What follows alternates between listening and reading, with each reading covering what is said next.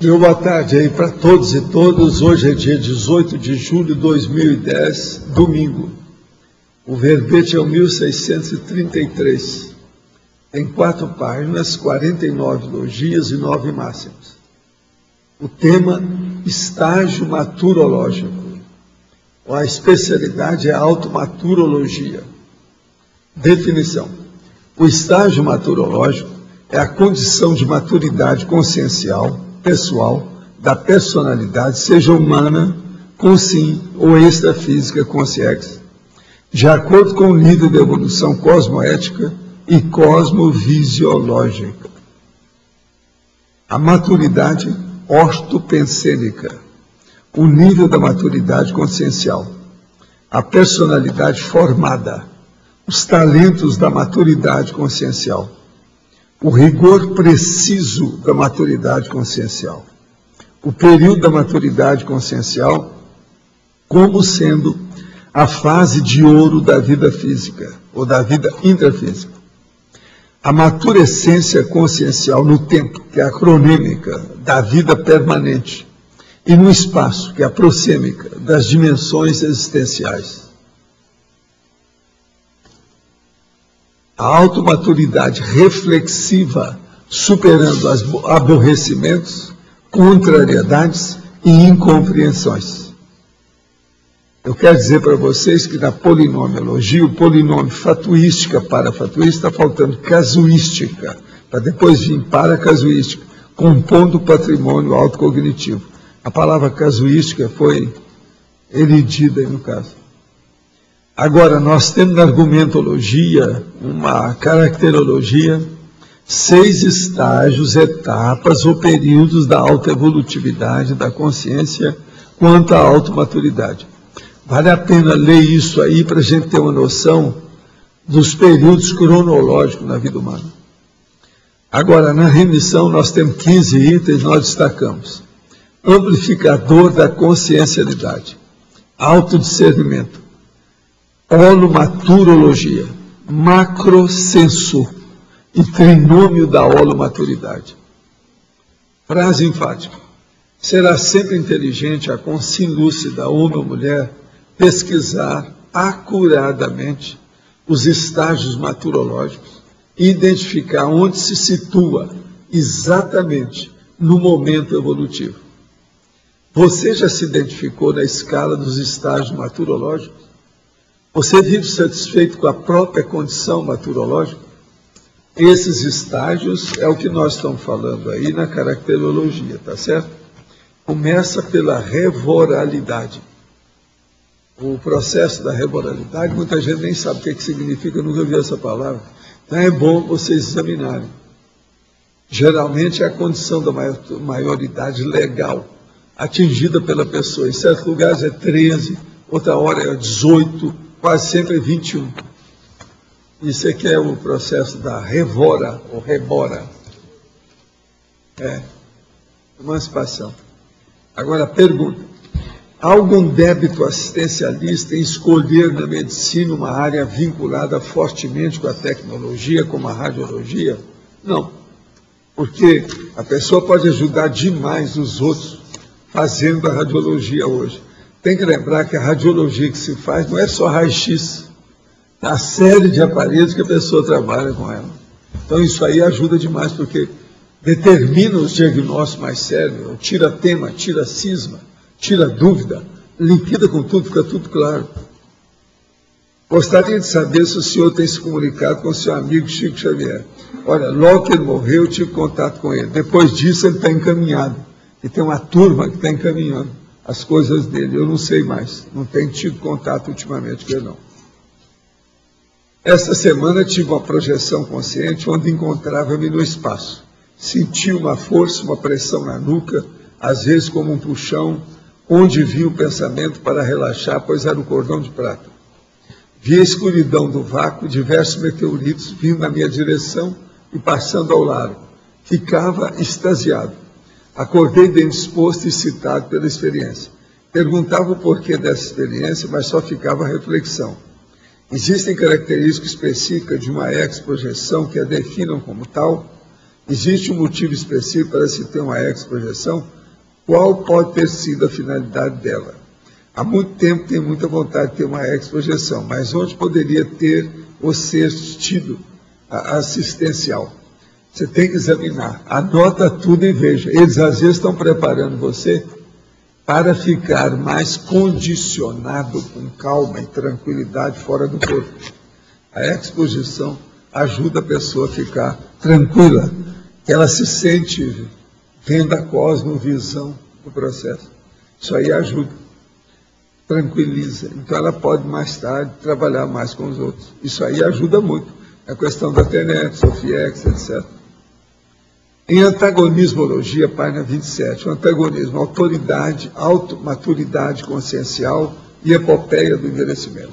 O que a gente quer dizer é o seguinte: a automaturidade consciencial, ela leva a pessoa a ter uma racionalidade maior. Essa racionalidade vai dar uma harmonia íntima mais profunda. Essa harmonia íntima cria uma verdadeira epopeia do envelhecimento. Quer dizer, a pessoa começa a saber mexer com o envelhecimento, a viver com isso. As pessoas geralmente são assim. Quando elas atingem lá os 70 anos, ou ela é a boa velhinha, ou o bom vovô de todo mundo, ou ela é carrasca, que ninguém chega perto, todo mundo tem medo, todo mundo evita a pessoa. Então aí é uma criação que já vem desde a infância, adolescência, meia-idade, até chegar na maturidade maior. De modo que esse antagonismo é um fato. Agora, a epopeia do envelhecimento, aqui que nós estamos falando, é quando ela é negativa, por isso que está no antagonismo. Então, é aquela pessoa que todo mundo nem chega perto, porque ele é carranca, é difícil, entende? Uma personalidade difícil de abordar. Poderia comentar esse antagonismo sobre o que considera ser o epopeia do envelhecimento. A epopeia é justamente isso, que é, por exemplo, eu conheço certas mulheres que são também desse jeito, e elas têm raiva de ser na idade que elas estão. Já outras são felicíssimas, passam bem, tudo é favorável. Não é necessário ver, né, a situação. Gente, a revista Mente e Cérebro me deram aqui uma cópia de um pedaço. Convívio com animais favorece o sistema imunológico e reduz estresse. Acariciar um cão pode elevar os níveis de anticorpos que evitam a proliferação de vírus e bactérias. O povo fica só pensando que tem alergia para gato, para cão, para cachorro. Não é nada, o negócio ajuda. Agora aqui, ó, tem os dados, se alguém quiser ler, tem muitas considerações sobre o assunto. Inclusive, é gente que é do Sindicato Nacional da Indústria de Produtos para a Saúde Animal, o SINDAN, e a Comissão de Animais da Companhia COMAC. Se alguém quiser ler, vale a pena, é interessante isso aí. Agora, isso aí seria bom, é a turma que está trabalhando com isso lá, a Silvene, né, essa turma, o ABC, e também a Silvene, que estão ajudando os outros aí, no ABC. Pois é, o problema do ABC, seria bom você saber disso aqui. Agora, nós, onde é que está a Cris? Ela está por aí? A Cris? Ah, é? Você vai esperar chegar mais gente para falar? Eu queria saber o seguinte, deixa eu só fazer uma pesquisa. Levanta a mão quem é que não tem laptop pessoal. Levanta a mão. Quem não tem? Quem não tem? Tem 3, 4, 5, 6, 7. Tá. Tem uma boa consciência aí hoje que está dando um laptop que nós vamos sortear para quem não tem. Olha, agora já tem 7 pessoas. Viu? Vocês falaram que aqui, se tinha gente que não tinha laptop, eu tenho certeza que eu atendo o povo lá embaixo. Então o negócio é esperar na hora. Nós vamos fazer isso daqui 1 hora, 1h30, não é isso? Tá certo? E aí já deve ter chegado mais gente. Olha, o laptop é o máximo. Olha aqui só. IBM ThinkPad R30, 1 GB P3 processador e 1 GB RAM. 40 gigabytes hard drive. O que vocês querem? Hi-Fi, Wi-Fi, aquele. Veja, ThinkPad é os tais que eu usava. Uma vez eu comprei um por $12.400. Estava saindo, ninguém tinha. Quando eu cheguei aqui no Brasil, um tal falou assim, não olha, porque senão vai dar dor de barriga no laptop. O negócio era sério. Agora, vocês não pensam que eu coloquei o dinheirinho limpinho nisso, não. Tudo era gibi. Eu levei alguns gibis, um monte de gibi assim, ó. Eles me deram dinheiro, eu comprei o negócio na hora lá. E vim com ele no Brasil, etc. Tudo legalizado, tudo bonitinho. Agora, $12.400, um só.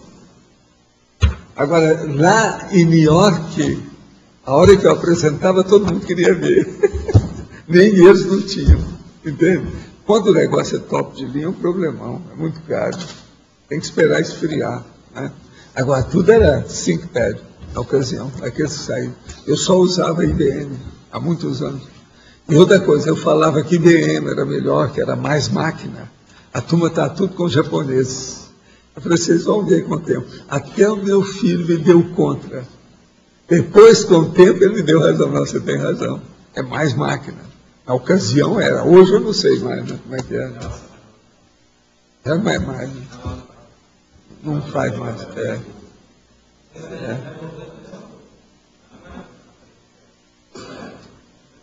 Agora a questão é com vai ou com Deus, não é isso?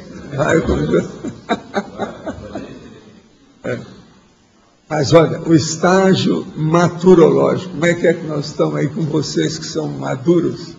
Consciências maturológicas, como é que nós ficamos com isso?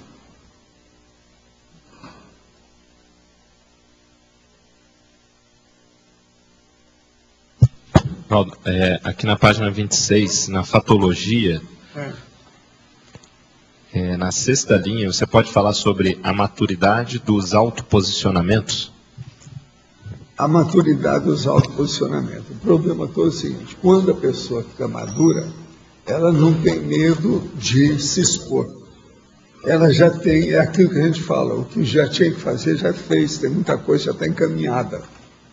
Então, ela não tem medo de estar provando as coisas mais. Com isso, ela fica mais glasnost, mais transparente. Ela fica mais autêntica.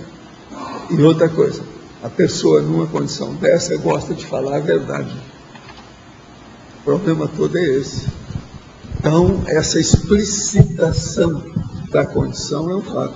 Olha o meu caso, eu falo tudo. Agora, veja, eu sempre tive esse temperamento, já abri o jogo, eu era mais moço, eu era assim. Nessa minha idade, eu tenho que segurar para não ser demais.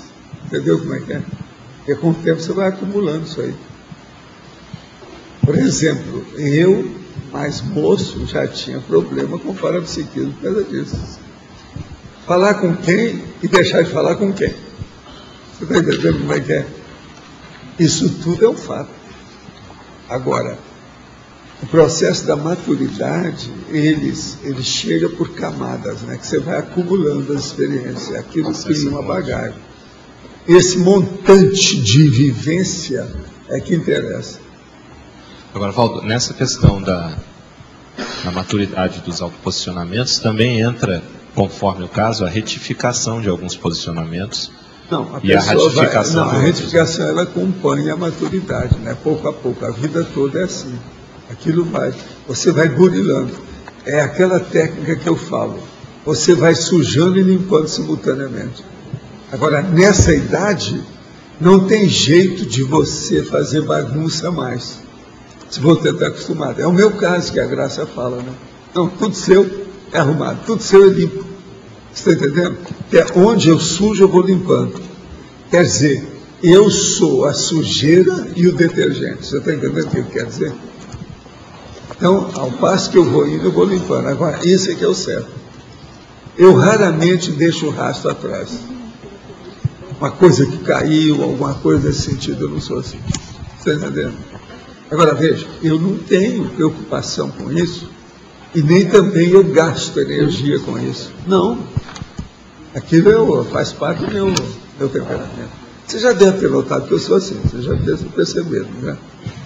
É aquele estilo que passou, mas parece que não passou por ali, né? Pois é, não. E o ideal é o seguinte, é você não pesar no holopensene. Isso, que é a questão Mas da no meu energia caso é magnética. difícil. Foi por isso que eu deixei crescer minha barba, usar branco. Eu falei assim, não adianta porque eu não posso esconder. Sim. Você está entendendo? E outra coisa, às vezes eu escondia, vinha as concierges e chamava atenção. Como aconteceu no Rio, aconteceu nos Estados Unidos. Os caras se comunicavam lá. Eu estou lá inserido como embutido, infiltroso. Lá vem a pessoa e aponta tudo, me coloca. Não. Está entendendo? Então, eu falei assim, o jeito é expor. Agora, isso aí criava problema com o povo comigo, porque eles ficavam com medo. Por exemplo, a gente está andando.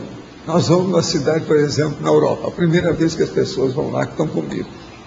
A hora, então, na rua, uma pessoa chega e se dirige justamente para mim. Ela não vai falar com o outro. Às vezes, para pedir uma informação. Na mesma hora, o povo que está comigo morre de medo.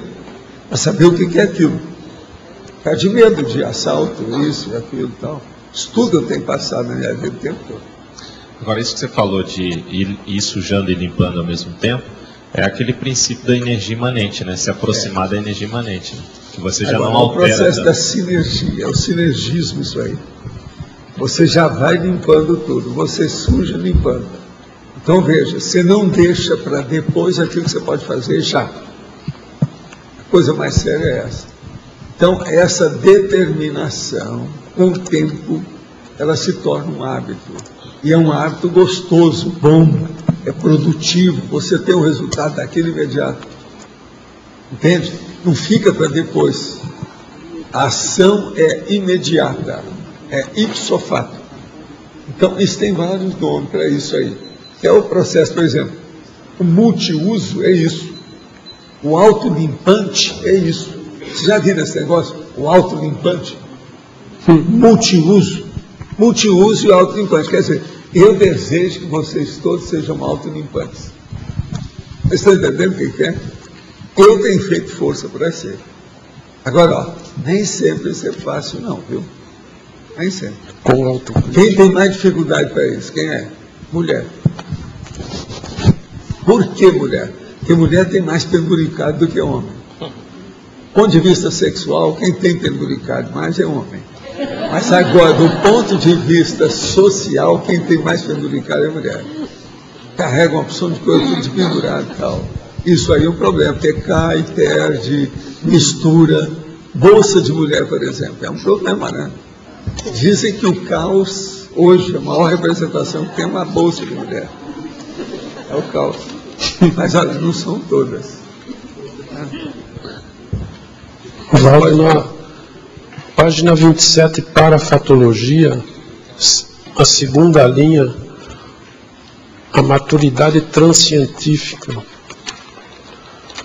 Maturidade transcientífica, que é o processo, por exemplo, a científica que a gente está falando, que é essa que tem aqui no normal. Nós estamos falando, por exemplo, a ciência convencional. Agora, essa maturidade, por exemplo, que pega o parapsiquismo, a transcendentalidade, uma pessoa que está habituada, por exemplo, a já ter até a sensibilidade impressiva no momento que ela chega no lugar, isso é um absurdo, né, em matéria de maturidade. Isso dá ideia. Hoje eu estava atendendo uma pessoa, lá embaixo atendi várias, mas uma delas, quando eu notei que chegou uma consciência, daí a pouco ela me abordou. Agora, a hora que ela me abordou, é impressionante a sinalética que ela me causou. Tudo quanto é lado. Agora, eu fico pensando, uma pessoa que tem parapsiquismo, que não entende bem, uma consciência dessa hora que chegar, isso é um caos. Por isso que o povo fica doido. Eu que estou habituado com isso, eu conheço bem a situação. Na mesma hora eu coloquei energia, a gente encapsulou a personalidade. Agora, a personalidade é de um homem, tipo operário, manga de camisa, o negócio todo, sabe? E deve ter morrido daquele jeito, com uma camisa toda rajada, dessas feitas de interior. Aí eu fui estudar com a pessoa, tinha relação com o processo que era mesmo tipo operário da pessoa. O que é melhor da história é que eu falei que era um operário, quem era. Então ela estava pensando em uma pessoa que ela conhece viva, mas não é. Esse aí deve ter morrido, que trabalhou com a família e hoje está aí. Agora, a hora que ela falou determinado ponto, a personalidade apareceu na hora. Agora, é gente muito perturbada para ser desse jeito, a hora que mexe com tudo. Então, você veja, essa maturidade é que todo mundo precisa de arranjar agora. Precisa de obter. Agora, com a sinalética. Porque isso é impressionante. Agora, veja, se eu pudesse transferir as sensações e a vivência de um assédio assim tempestivo desse para as pessoas, eu ia provar todo o processo. Mas você não pode fazer isso. Faz 60 anos que eu vejo essas coisas. Você não pode transferir uma vivência dela. Com um só desse, já daria para mostrar a pessoa como é que é. Porque mexe com muito processo seu do corpo todo. Está entendendo? A vinda daquilo ali. Agora é lógico, aí tem a ectoplasmia. Agora é uma beleza quando acontece isso. Por quê? Ele veio fundo dentro do meu contexto. Eu tenho mais facilidade de envolvê-lo. Ele saiu de lá na mesma hora encapsulado. Que tipo de sensação? Assim. Que tipo de sensação que causou no senhor? Eu tenho uma série dessa. Agora, quando dá isso, é como se tivesse tudo acontecendo, alarme tocando. Agora, no meu caso, sempre começa pelo ouvido esquerdo. É a vibração timpânica. Mas agora, é de uma maneira que você nota a pessoa, ela está aqui, você sente tudo. Você está entendendo? Junto de você. Sim, mas, isso é como se ela quisesse tomar conta do seu corpo do tapa. Intempestivamente. Você está entendendo? E eu percebo tudo. Agora, eu nunca me abalo com essas coisas, porque não está habituado, né? Não tem nada. Ninguém nem percebe o que está acontecendo, nem nada. Eu que falo, porque se eu deixar, ninguém percebe nada. Na hora que a gente encapsula também, não há efeito negativo no ambiente, nem nada. Agora, o que é engraçado é que boa parte desses fenômenos ainda ocorre comigo de maneira abrupta, repentinamente. Entende? De inopinado aquela coisa acontece. Mas aí o senhor encapsula e consegue encaminhar dali a pessoa... Quase sempre por causa dos amparadores, né? O enumerador estava lá embaixo, hoje estava a Rosigarden. A Rosigarden estava com duas consciências, ela estava mostrando. Eu falei assim, do jeito que a turma do Holociclo e da Holoteca mostra os visitantes, a Rosigarden também hoje está fazendo esse serviço. Ela estava com dois, ela estava mostrando o que é que tem ali dentro. Agora, ela não mostra igual a turma do Holociclo e da Holoteca, não. Ela chegou perto lá do meu canto, né, e falou assim, olha aqui o processo de energia, como é que está aí? Sabe onde é que tem aquelas minhas partes? Ela falou assim, olha aqui o tanto de energia que tem aqui, como é que é a situação. Isso é como se fosse um processo de defesa. Ela quis dar a ideia, que eu não pesquei lá na hora, porque eles estavam no intervalo lá que eu estava assistindo pelo livro. Ela quis dizer que aquilo é uma espécie de barricada. A própria mesa é isso. Eu tenho aquela mega mesa que eu tenho. Agora, tudo isso eu já fiz de propósito na ocasião, há muitos anos. Agora, fica comprovado o negócio bem claro, como é que funciona até estatisticamente. Entende? Bom, aqui em frente a você. Você pode detalhar mais a sua técnica de já estudando e já escrevendo o livro que você falou alguns dias atrás? Não, tudo meu é tudo simultaneamente. O meu processo todo é tudo... como é que eles falam? Tem uma expressão hoje moderna, que é assim, tudo aqui, agora, já, completamente. Uma coisa mais ou menos assim, tudo meio desse jeito. Então, por exemplo, eu já leio e anoto. Você está entendendo? Agora, anoto no livro e anoto fora do livro. Outra coisa, qualquer ideia, qualquer expressão, uma palavra, uma frase que me interessa, eu anoto tudo. Até hoje. Eu não tenho preguiça para isso, eu sou motivado, eu gosto. Eu tenho mania. Você pode falar que eu sou maníaco. Sou maníaco, um dos maiores, talvez, hobbies que eu tenho é leitura, né? Eu leio tudo. Eu vou te contar, eu leio tudo, estou tão acostumado a ler que eu tenho mania, né? Tipo monk. Pelo seguinte, em banheiro, às vezes, você pega, tem lá um saco, por exemplo, com papel higiênico, que às vezes tem 8 rolos. Aqueles rolos, geralmente, tem uma pomba, um negócio tudo azul, uma beleza, e sempre as escritas. Eu nunca deixo aquilo pronto para ler. Eu sempre coloco, se está lá, eu guardo para eu não ter que ler. Porque se aparecer, eu vou ler. Você está entendendo? Então eu sou a pessoa que pesquiso tudo, vejo tudo, leio tudo. Não tem jeito. Então, veja, eu me sinto bem com isso, mas agora, de vez em quando, eu tenho que me preservar, né? Não deixar a coisa escrita. Agora, por exemplo, se eu quero guardar qualquer coisa, eu escrevo uma página em branco, assim, escrevo lá as palavras que eu quero e deixo lá, pronto. Toda vez que eu vou lá, eu vou ler aquilo. Em pouco tempo, se a pessoa, se eu deixar lá uma semana, eu vou ter um monte de ideias sobre aquilo. É uma loucura o que acontece. É no processo de leitura. Você está entendendo? Então, o meu problema é a convergência. É a omniconfluência. Você entendeu? Eu faço a confluência, a convergência de tudo para o mesmo foco. O mega foco, então, fica enriquecido com tudo que aparecer perto. Isso aí é aquele, eu falava isso já naquela ocasião. Você lembra aquele filme De Volta para o Futuro, que o cara colocava Coca-Cola no tanque? Lembra? É aquilo. Eu falei assim, isso sou eu. No meu tanque, tudo é combustível. Você está entendendo? Então, esse é que é o multiuso que a gente fala. Agora, no autolimpante. Multiuso, autolimpante. Você está entendendo? Você vai fazendo a coisa o tempo todo.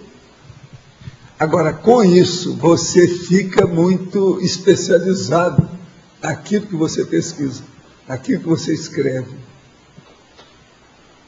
Entende? Você divide a convergência. Você se especializa. Mas aí, por exemplo, você está com um livro, quer escrever um livro sobre determinado assunto, e você vê que você sabe muito pouco sobre o assunto. Não, olha, eu vou contar aquele negócio que eu estava contando para você da moeda. Aquilo eu acho que eu acho que esclarece bem isso. Deixa eu te falar. Teve uma época que eu escrevi um livro que eu nunca publiquei, que era Investimento em Moedas de Ouro. Isso teve uma época no Brasil que funcionava. Eu queria saber, porque eu já tinha estudado processo de ouro com meu pai, devido ao processo da acessão de prótese do consultório dele, que tinha o problema de ouro que ele tinha que purificar. Eu ajudava ele a fazer aquilo com bórax, aquele negócio todo. Então, eu fui criado sabendo esse processo de ouro, como é que é a situação toda. Então, com isso, teve uma época que estava fácil e as moedas de ouro muito baratas. Entende? Então, eu comecei a mexer com aquilo durante alguns meses. Comecei a comprar tudo quanto é moeda que aparecia, etc. Tal. Em alguns dias, eu fiz um catálogo com índice de 100 itens para cada moeda de ouro. Então, por exemplo, qualquer moeda que você me desse, pequenininha, grande, de mais valor, menos valor, não interessa daqui ou dali, desse país ou do outro continente, não interessa. Eu tinha 100 itens. Naqueles 100 itens, quando eu classificava a moeda, eu usava no mínimo 50 itens daquele. Então, eu fiquei doutor em moeda de ouro. Você está entendendo? Agora, o que se passa? Com o passar dos dias, isso foram alguns meses, eu fiz um livro inteiro. Vou investir. Mas nunca publiquei o negócio, porque por causa de inflação, um milhão de coisas, eu deixei para lá. Mas eu queria entender o processo, que aquilo ninguém nunca me ensinou. As coisas, por exemplo, que eu tinha aprendido, o Wall Street, o Wells Fargo Bank de economia, ninguém me falou sobre moeda de ouro desse jeito. Agora, com isso, eu comecei a juntar moeda, chegou a um certo ponto que eu tinha 627 moedas de ouro de mais de 100 países. Com o tempo, eu vendia aquilo tudo, isso tudo tinha no meu imposto de renda, tudo declarado, bonitinho, tudo certo. Aí eu vendi para um cara em São Paulo, com dinheiro eu comprei um apartamento no Rio. Você está entendendo? Paguei um apartamento toda hora com dinheiro. Entendeu? Agora veja, eu não gastei nada daquilo, porque o povo não entendia bem o processo de moeda. Eu fui acumulando, Em pouco tempo eu tinha um monte, mas eu estava contando para ele. Devido ao meu processo de pensar no ouro, na moeda de ouro, e pensar naqueles detalhes de cada moeda, a serrilha, o fundo, o campo que tem, o valor, vamos dizer, do processo artístico, o valor facial, milhões disso, o tamanho, isso e aquilo fixou na minha cabeça. Então um dia eu cheguei no lugar que eu estava mostrando para ele, um lugar aqui em Foz, e tem aquele campo grande assim, tudo cheio de sujeira. Está lá um lixo, né? Mas um lixo que você anda. Aí a hora que eu fui passando no lixo, no passeio, veio aquela ideia assim, procura que aí tem moeda de ouro. Eu falei assim, não é possível.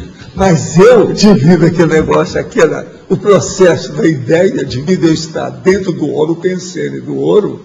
Eu falei assim, deve ser algum judeu que está me falando isso, né? Alguém que entenda do assunto. O que eu fiz? Saí andando.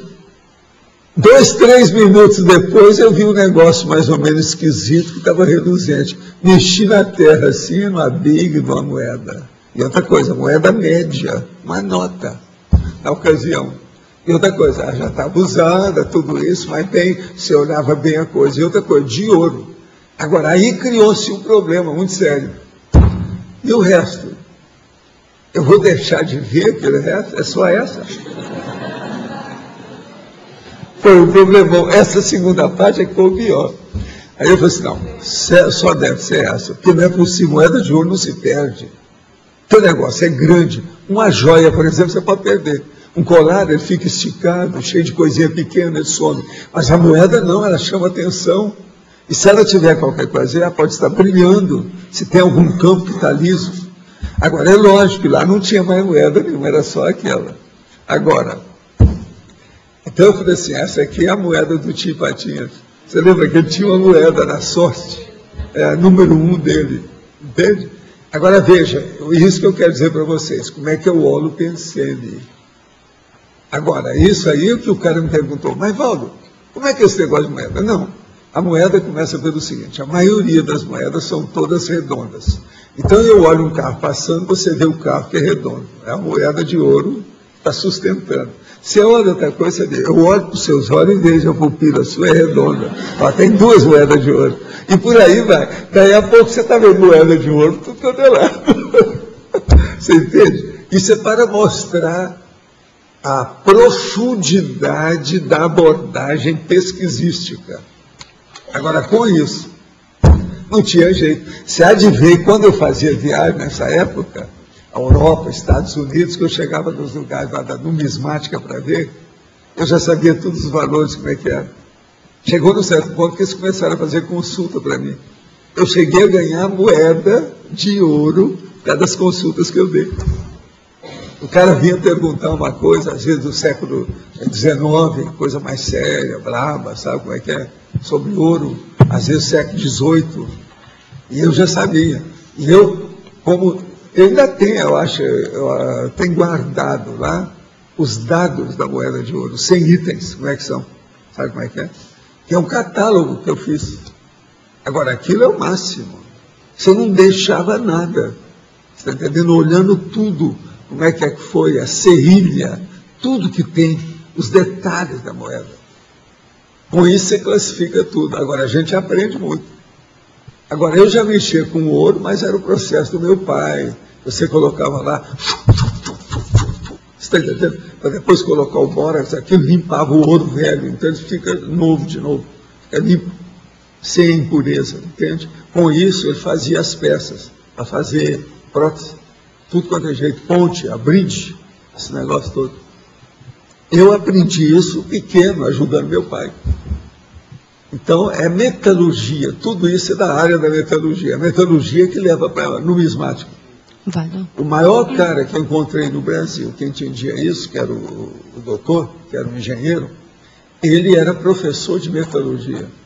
Foi um grande nome na Leopoldina, sabe? Sabia de tudo lá da diretoria. Esse homem me entendia, eu entendia ele. Foi esse que fez uma casa que tinha um local que era uma sala-cofre. Não tinha jeito de se descobrir onde é que era. Ele é que construiu.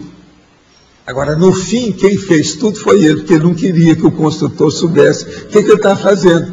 Você está entendendo? Então ficou uma parte, que depois que acabou foi ele. E ninguém sabia onde é que era. Eu entrei dentro da sala, que ele guardava as coisas. Lá ele guardava a coleção de moedas dele. As joias da patroa, aquele negócio todo, sabe como é que é? Tudo lá dentro. Valdo, Agora, professor de metalurgia. aqui, esse livro que você escreveu sobre moedas me remitiu aos 2 livros únicos que o Lastanosa escreveu, século XVII, também sobre numismática, sobre descrição de moedas. Eu escrevi sobre gibi, sobre numismática, sobre investimento. Escrevi um também para estudar o processo de humorismo. Eu queria saber umas coisas, mas nada disso eu publiquei. Todos esses também eu já liquidei com o livro. Mas tem Aquilo é para eu também ficar a par do problema. Para mim era bom. Entende? Esse livro, por exemplo, que eu escrevi de investimento, eu levava ele nas viagens para saber das coisas, porque tinha muito dado. Aquilo me ajudou demais. Mas tem alguma relação essa pesquisa de moeda que você fez com as pesquisas do Lastanosa sobre moedas ou não? Em parte foi aí que eu fui descobrindo esse povo todo. Pois é. O que você quer? Você... Eu vi o passado, né? Depois você ia na enciclopédia, vamos ver quem é. E eu rodava esses países todos, sempre via alguma coisa. O melhor lugar para isso é onde tem os judeus, né? New York é que é a base de tudo isso. Você chegou a ver os livros das moedas do Lastanosa, que estão na holoteca que eu trace? Os 2 livros que ele publicou. Todos eles, que tem a maioria que você já viu, né? Hoje tem ele incluso desenhava a moeda, com todos os detalhes da moeda. Mas eu não preciso disso. O problema meu já era estudar, porque hoje tem muito catálogo. Sim. Catálogo enorme, é verdadeiro catálogo de telefone, dessa grossura, desse tamanho. Então ali tem tudo, de todo quanto é tipo, e tem países especializados. Agora o problema, a moeda de ouro, ela é importante devido ao processo de investimento. Como investimento é a melhor moeda que tem, não são as outras. Melhor do que elas é só aquelas que têm platina. As moedas de platina são muito difíceis de arranjar. Você sabe que platina é superior a diamante. Sim. Depende do que quer que você tenha. É superior ao ouro, tudo isso. Platina. Superior à prata. A platina é raríssima. É. Eu cheguei a ter moeda de platina. Com mas então... Mas é um problemão. Agora, eu deixei isso tudo porque a hora que começaram a roubar de todo jeito, eu desisti. Por exemplo, eu tinha as moedas nas caixas de segurança do banco. Isso então você entrava e tinha um subterrâneo no banco onde tinha uma caixa. É aquela caixa com chave, o outro que tem a chave, sabe como é que é aquelas chave dupla? Agora, um dia eu estava lá em São Paulo, lá quando eu tinha casa lá no Rio, quando eu estava lá em São Paulo, quando eles roubaram uma caixa de segurança do banco. Eu falei assim, então, acabou. Agora eu não tenho mais segurança de nada disso. E levaram muita coisa do banco que roubaram na ocasião. Desses, contudo, aqueles de porta redonda que roda um negócio maior do que a gente, sabe como é que é? Valdo, por que motivo será que o Lastanosa escolheu a moeda para escrever livro e não outros assuntos da sua holoteca? Na ocasião era devido à monarquia. Porque ele ganhava as moedas da monarquia. É lógico, com aquilo ele melhorava o status dele, e para ele era importante porque ele era político. Na ocasião, com a monarquia, isso pesava bem na balança, muito sério. Tanto que a dedicatória dos livros é para o rei. Por exemplo, eu fazia essas coisas todas porque eu vivia comprando livro. É o que me interessava. No fim, eu troquei moeda por gibi, gibi por livro, moeda por livro. Tudo isso eu fiz. E outra coisa, eu não tinha muito trabalho com essas coisas. Eu faço isso tudo assim, ó. Eu sou rápido nas coisas que eu faço. Mas, Valdo, não perdi muito tempo com isso, não. No caso, ele teria gostado de escrever sobre quê? Ele? Eu acho que ali o problema, se o problema político dele tivesse ajudado, ele teria chegado na holoteca do jeito que nós temos hoje. Escrever sobre a holoteca, então. Porque ele não escreveu nada sobre as suas coleções. E ele ia entender isso aí. Porque ele ia ficar mais maduro a respeito da meta, do objetivo. Lastanossa não teve tempo para isso. Porque Lastanossa, no caso, ele não foi um especialista, ele foi um generalista, né? A coisa mais séria dele é ele abrir as portas para o povo Sim. ver os artefatos, saber. Sim, Aquilo foi a coisa mais inteligente da vida dele. sim. É o que a gente faz com a holoteca hoje. Sim, em tanto que chegou um momento que, mas que ele também não emprestava mais livro, porque Agora, perdia veja, os livros, né? Na Europa, realmente, ele foi uma das cabeças nisso. E na Espanha, ele foi o maior. Ninguém superou esse homem nisso aí. Agora, o melhor da história é a hora que eu falei essas coisas pela primeira vez. Na Espanha, a maioria não sabia nada disso, nem o povo do governo. Uma vergonha, né? Eles não conheciam os próprios conterrâneos. Conterrâneo não, mas... Né? É conterrâneo até um certo ponto. Não era contemporâneo, mas era conterrâneo. E outra coisa, patrício. E uma coisa séria, de alto nível. E Valdo, se a gente Agora, tivesse... eu penso que eu ajudei naquele centenário dele. Ah, com E certeza. a hora que eu falei no negócio antes, aquilo pegou. Assim, mas vem cá, vem um estrangeiro lá do Brasil, do fim do mundo, vem falar nas coisas aqui dentro de casa. Onde é que Mas fica? foi, Aí eles levaram o negócio a sério. foi na hora que você me falou do Lastanossa a primeira vez que todo desencadenou. Foi a partir daquele Não, dia. mas antes eu já tinha falado. Sim, lá, mas antes não eles tinha já nada. pensaram na questão do centenário. Mas antes não tinha nada, não tinha página de internet, não tinha informação, não tinha nada. Mas eu sei que a gente desencadeou. Faz parte. Estudando essas coisas. Se a gente aprofunda uma pesquisa, você sempre descobre fatos novos que ninguém viu. Isso é inevitável. Na questão do Lastanossa, isso é inevitável. Pois é, a gente descobriu algumas Agora, coisas. você pensa mas- bem, esse cara, com toda a equipe dele, esse povo tudo é meu favor, né? Tudo vem ajudar a gente. Depois disso, você está fazendo o levantamento da memória do cara. Quantos séculos?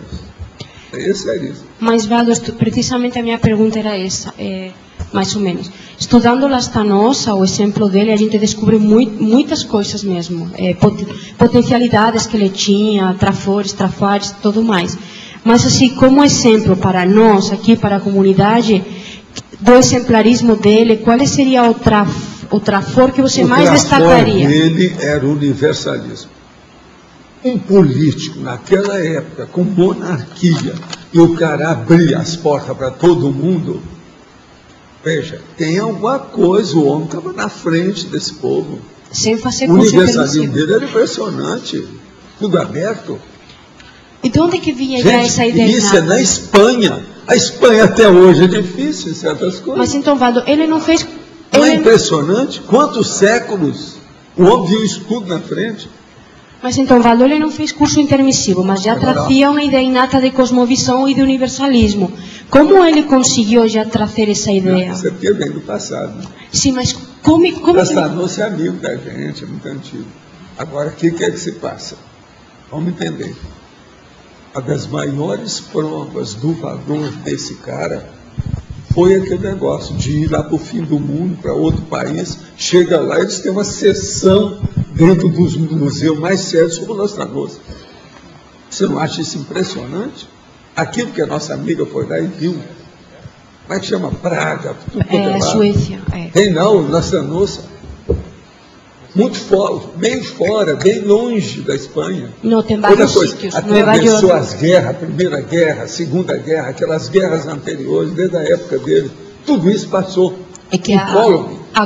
a contemporânea dele, a Cristina de Suécia, que trabalhava incluso com Descartes, estudava, né? Ela já estava atrás das coisas dele há muito tempo, antes dele de somar. Ela só esperou de somar, enviou um sueco lá e pegou a maioria das coisas.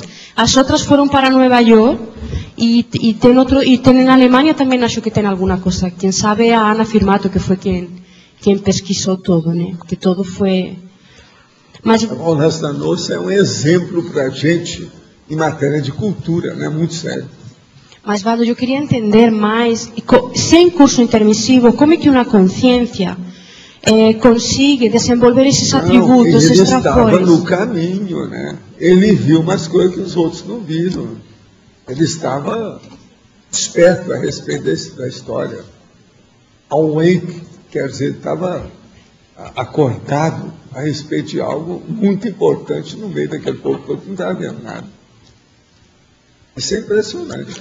Uma coisa, gente, é uma pessoa usurária, um cara mão de vaca, o cara que... Isso sempre teve na história toda, através do século. Naquela mesma época tinha. Mas não havia ninguém com a visão de abertura. Você está entendendo? Ele mostrou. A diferença dele é essa. É o artefato do saber oferecido ao público. Agora, ele abria as portas para o povo dele. Isso é impressionante, gente. Ele não estava chamando atenção para a pessoa dele. Presta atenção. E o homem era político. Tinha que lutar com as coisas da monarquia, aquele negócio todo. Quer dizer, ele ultrapassava isso tudo. E ele era impulsivo também, bem impulsivo. Então, em algumas coisas também ele era atrapalhado por esse trafar, né? Mas mesmo assim, ele mantinha sempre o objetivo de... O homem deu exemplo, né, para muita coisa. Agora aqui, qual a melhor abordagem ou assistência para aquele familiar que se ofende em ser contrariado e faz grosserias? Não contrariá-lo ou contrariá-lo cosmoeticamente e levar as patadas?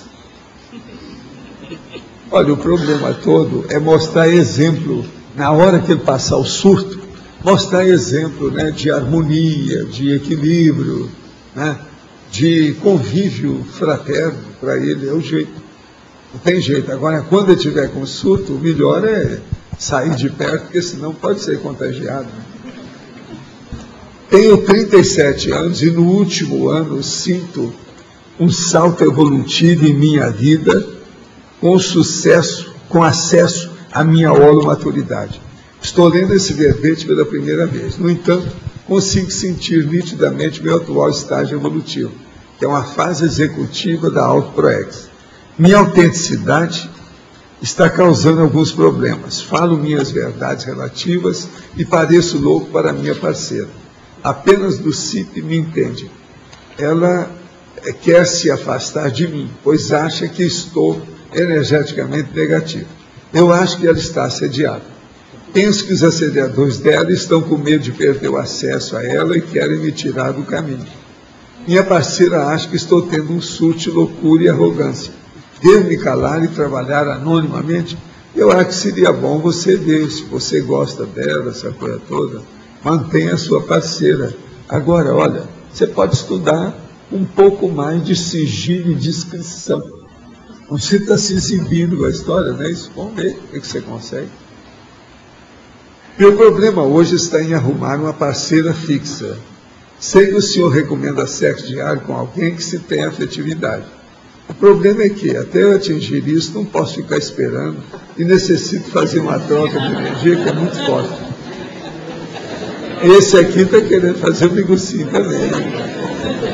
O senhor não acha que, até que consiga achar alguém para edificar uma vida sexual saudável, eu deva continuar no vale tudo, ou seja, na farra e tal? Isso é melhor do que ficar acumulando energia sexual? Não. Você está querendo que eu fale, seja assediador, seja assediado. Eu não vou falar, eu acho um boboca, me perdoa, o termo seu é boboca. Você está querendo fazer um negócio, está querendo me envolver nisso. Eu já não faço esses negócios há muito tempo. Ele está querendo que eu seja um proxeneta. O nome é esse, tecnicamente falando. Tento deixar disso. O que é isso? Não, é proxeneta. Não é assediador só, é proxeneta. Eu não vou entrar nessa. Veja bem, você está por fora da julgada. O problema é o seguinte, primeira coisa, você não precisa de ser tico-tico no fubá na farra. Você pode ser tico-tico no fubá com elegância, com educação, sem promiscuidade. Olha bem como é que está a situação. Agora, se você quer farra, é outra coisa. Aí você está na zona boêmia da vida, está no seu inferninho particular, fica nele. Agora, isso é besteira, você está perdendo tempo. Eu não sei qual é a sua idade. Na idade dele, a gente pode ter atenuantes e agravantes, tá? Dependendo da sua idade. Se você já é Balzaco, está danado. Aí você só tem agravante. Se tiver só uns 20 anos, a gente ainda tem uns atenuantes, né? Você ainda dá um descontinho para ele, né? Mas agora, se tiver mais de 30, nós já estamos te dando aí seu gabarito e a situação toda, como é que é. Veja bem como é que é isso. Agora, outra coisa, você tem um nome que na história é nome sério, é alto nome, na Bíblia, etc. Tal. Veja o que você está honrando. Mas fala. Walter, em relação ao seu curso, aquele primeiro verbete do trio íncito, né? Queria saber o seguinte: em relação à ProEx, a pessoa que já identificou a personalidade consecutiva e a identidade extra, ou apenas uma, como que ela pode aproveitar melhor essas informações para a ProEx atual? É ela eliminar tudo que seja trafar que vem dessa vida. Ela tem que dar um jeito, acabar com esse trafar. Os trafares. Ela não repetir isso mais. Porque é o cúmulo da bobagem. Se uma pessoa viu que ela funcionava errado daquele jeito, ela continua funcionando agora aí do mesmo jeito. Não dá. Então, isso, um trafar que você vê nessa vida é uma coisa. Agora, um trafar que você viu de outra, e você vê que ele permanece ainda, aí tá, como é que faz? Então, o problema nosso é eliminar esses trafares óbvios do passado. É a melhor coisa que você faz. A primeira coisa é procurar. E, além disso, a linha que a pessoa atuava vai, obviamente, tem algum peso no momento atual. Como é que a pessoa pode também tirar proveito disso? Por exemplo, ela realizou coisas no passado. O que aquilo ela pode também tirar proveito para aplicar hoje e tal? Ela tem que ver os talentos que ela tem, qual a tendência que ela tem, qual é o processo da vocação, o potencial, o talento, aquilo que existe dentro do processo dela. E ela vê as condições de desenvolvimento daquele talento. Outra coisa muito séria, não é identificar o mesmo talento que teve na outra vida, é identificar se esse talento existe hoje, que é o mesmo da vida anterior, as condições hoje são mais favoráveis do que o passado, quase sempre são. Entendeu? Então, saber aplicar essas condições exteriores de aplicação do talento hoje. Porque geralmente hoje nós já vivemos uma vida de fartura maior, de mais entendimento, de compreensão, de comunicação, de informação. Isso não havia anteriormente. Então, essa capacidade aí aumenta várias centenas de %. Você entende? Então, a possibilidade, os potenciais da pessoa. Então, em relação a isso, quer dizer, uma possibilidade também que a gente pode tirar proveito é a pessoa ter como parâmetro o que ela fez no passado. Ela tinha aquela vocação, aquele talento, só que as condições eram menos favoráveis. E se hoje ela tem aquele mesmo traço e as condições são mais favoráveis, ela tem que ter um resultado superior àquilo que ela fez. Agora, outra coisa. Não é? Nada disso acontece à toa. Os amparadores não dão ponto sem nó. Se a pessoa já tem condição de saber dessas coisas, é porque ela tem capacidade de fazer a aplicação disso. Então, ela tem que ter muita autoconfiança, autossuficiência, automotivação, autocrítica, para se dedicar no melhor disso aí. Por quê? Tudo está favorável, ela está no período das vacas gordas. Está tudo a favor. Os ventos estão soprando a favor. Céu de brigadeiro, mar de almirante. Ela tem que arregaçar as mangas, tirar o sutiã, tirar fora e meter os peitos. Esse aqui é o caminho. Entende? Agora, pensa bem a racionalidade disso. Se hoje, gente, com todos esses fatores favoráveis, se a pessoa já tem noção dessa realidade, pensa como isso é importante.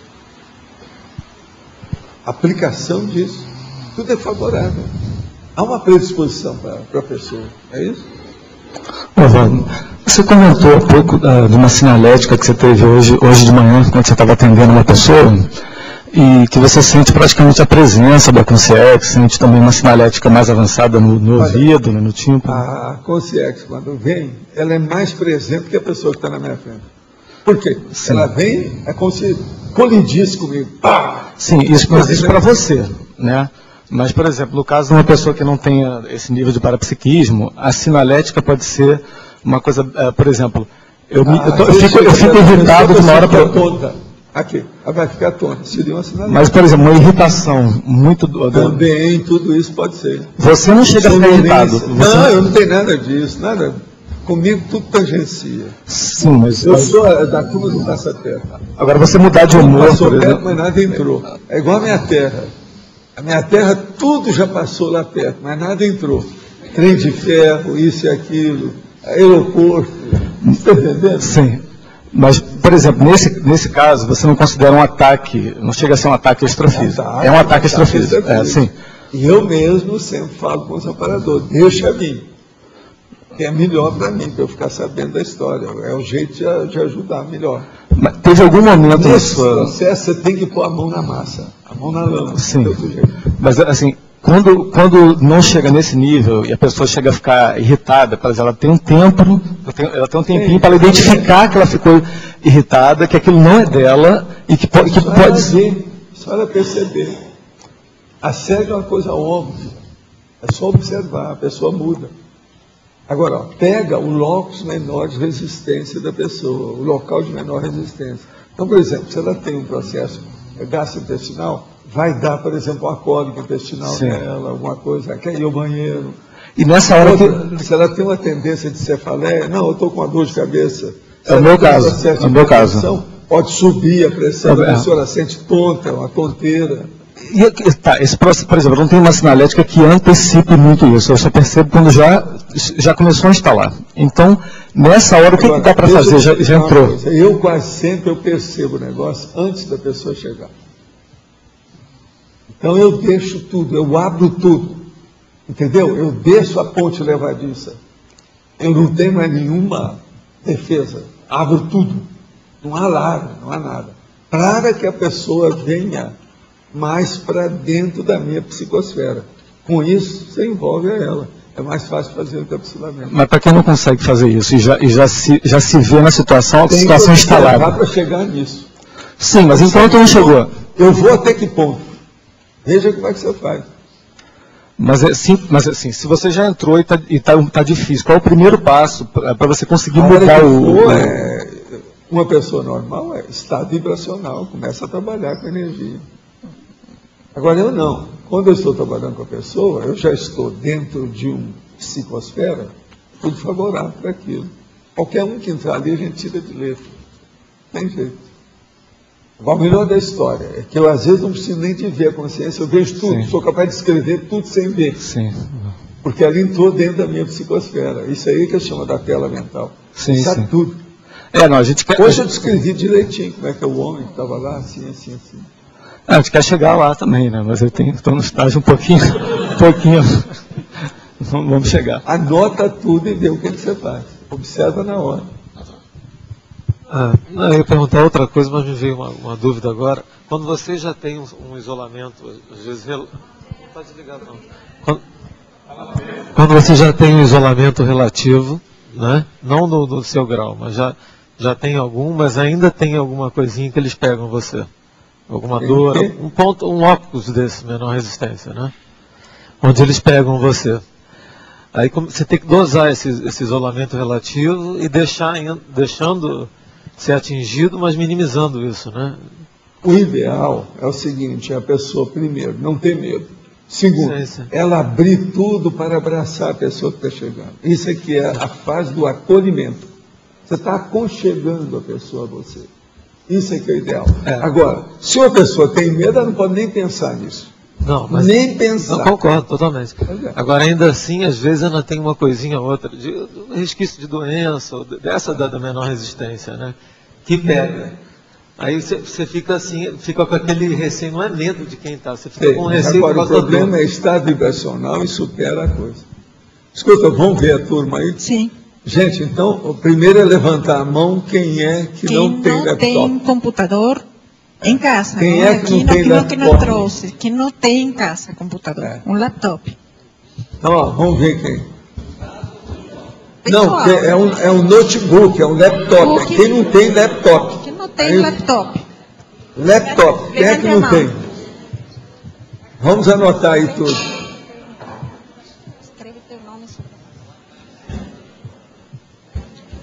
Você precisa de alguém para te ajudar aí? Ah, já está? Gente, levanta a mão e mostra quem não tem. A Trícia também não tem? Eu posso acreditar nisso? I can believe, I can admit.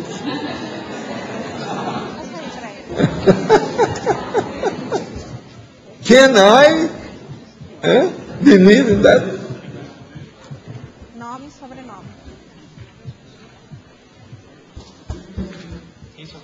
O laptop é esse aí? Não, é outro, está lá em cima. Não mostraram o laptop, ele está por aí? Precisa de mostrar, né? Viu, Cris? Onde é que está o laptop? Cris, onde é que está? Aonde? Está na mão de quem? Não, sobre Pega lá a o lote, mostra isso aí. Fabiana, Fabiana, vamos dinamizar esse processo. Detrás de você está o nosso computador. Vamos dar um jeito nisso.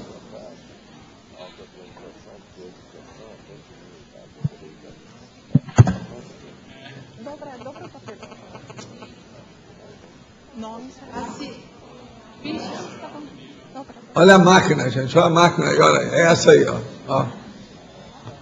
Isso não é todo dia. Ó, você pode aparecer aqui todo domingo.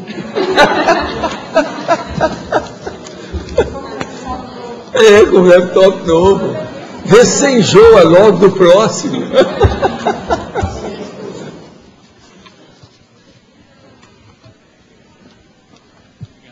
Esse aí é dos meus da época aí que eu usava nesse tipo.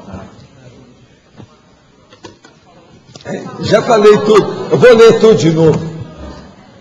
IBM ThinkPad R30, 1 GB T3 processador. Agora 1 GB RAM. Agora 40 GB hard drive. O que você quer? Ele é bom. Outra coisa, pleno funcionamento, alto nível.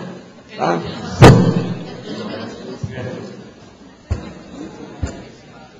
Já foi testado, funciona bem. Agora veja, o grande doador disso aí. Escuta, seria bom você levantar, que eu queria te dar umas palmadas. Você está dando um negócio.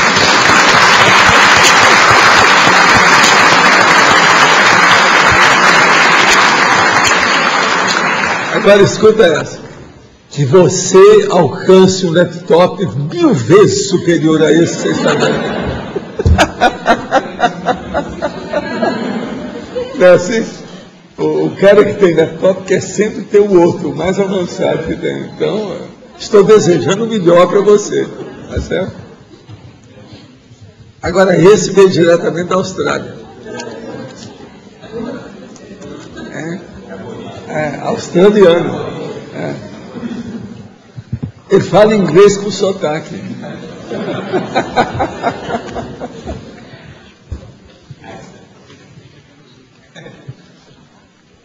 Como é que é? Já pegaram os nomes todos?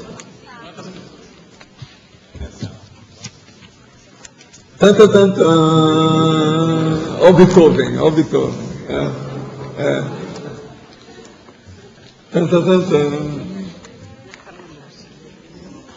Isso é a Sinfonia do Destino.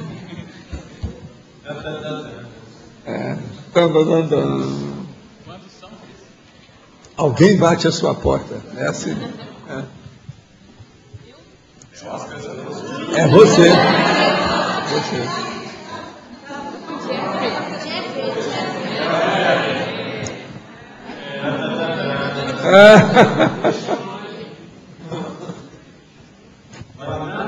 Oliveira. Renato Oliveira. Aí, Renato!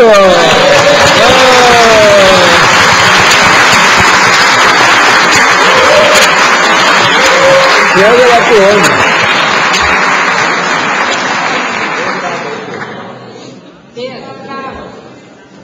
O Renato merece.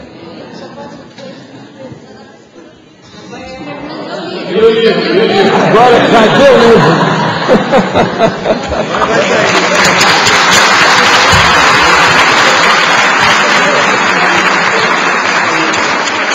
Não, o Renato tem muita coisa que pode contar na vida dele. Muita coisa, vale a pena. Muito bom isso. Mas olha, tudo é o estágio maturológico. Né? Aí é o estágio maturológico da cibernética. Professor, aqui. Na caracterologia, essa primeira aqui, sim. Eu queria saber... Revoralidade. O que você quer?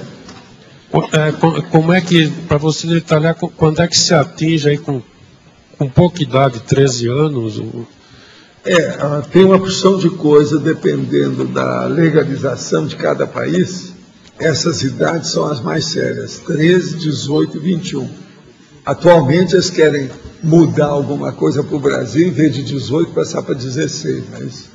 Aqui eu sou favorável que se passa isso há muito tempo. Eu pensei que aqui é em relação ao que existe na emancipação já real. Agora, tem coisa aqui que nós não estamos falando porque não tem nada legalizado. Por exemplo, aquelas meninas que com 9 anos já dão à luz, 10 anos já tem uma função que já deram à luz. Então isso tudo também é um negócio sério aqui. Isso tudo é da revoração.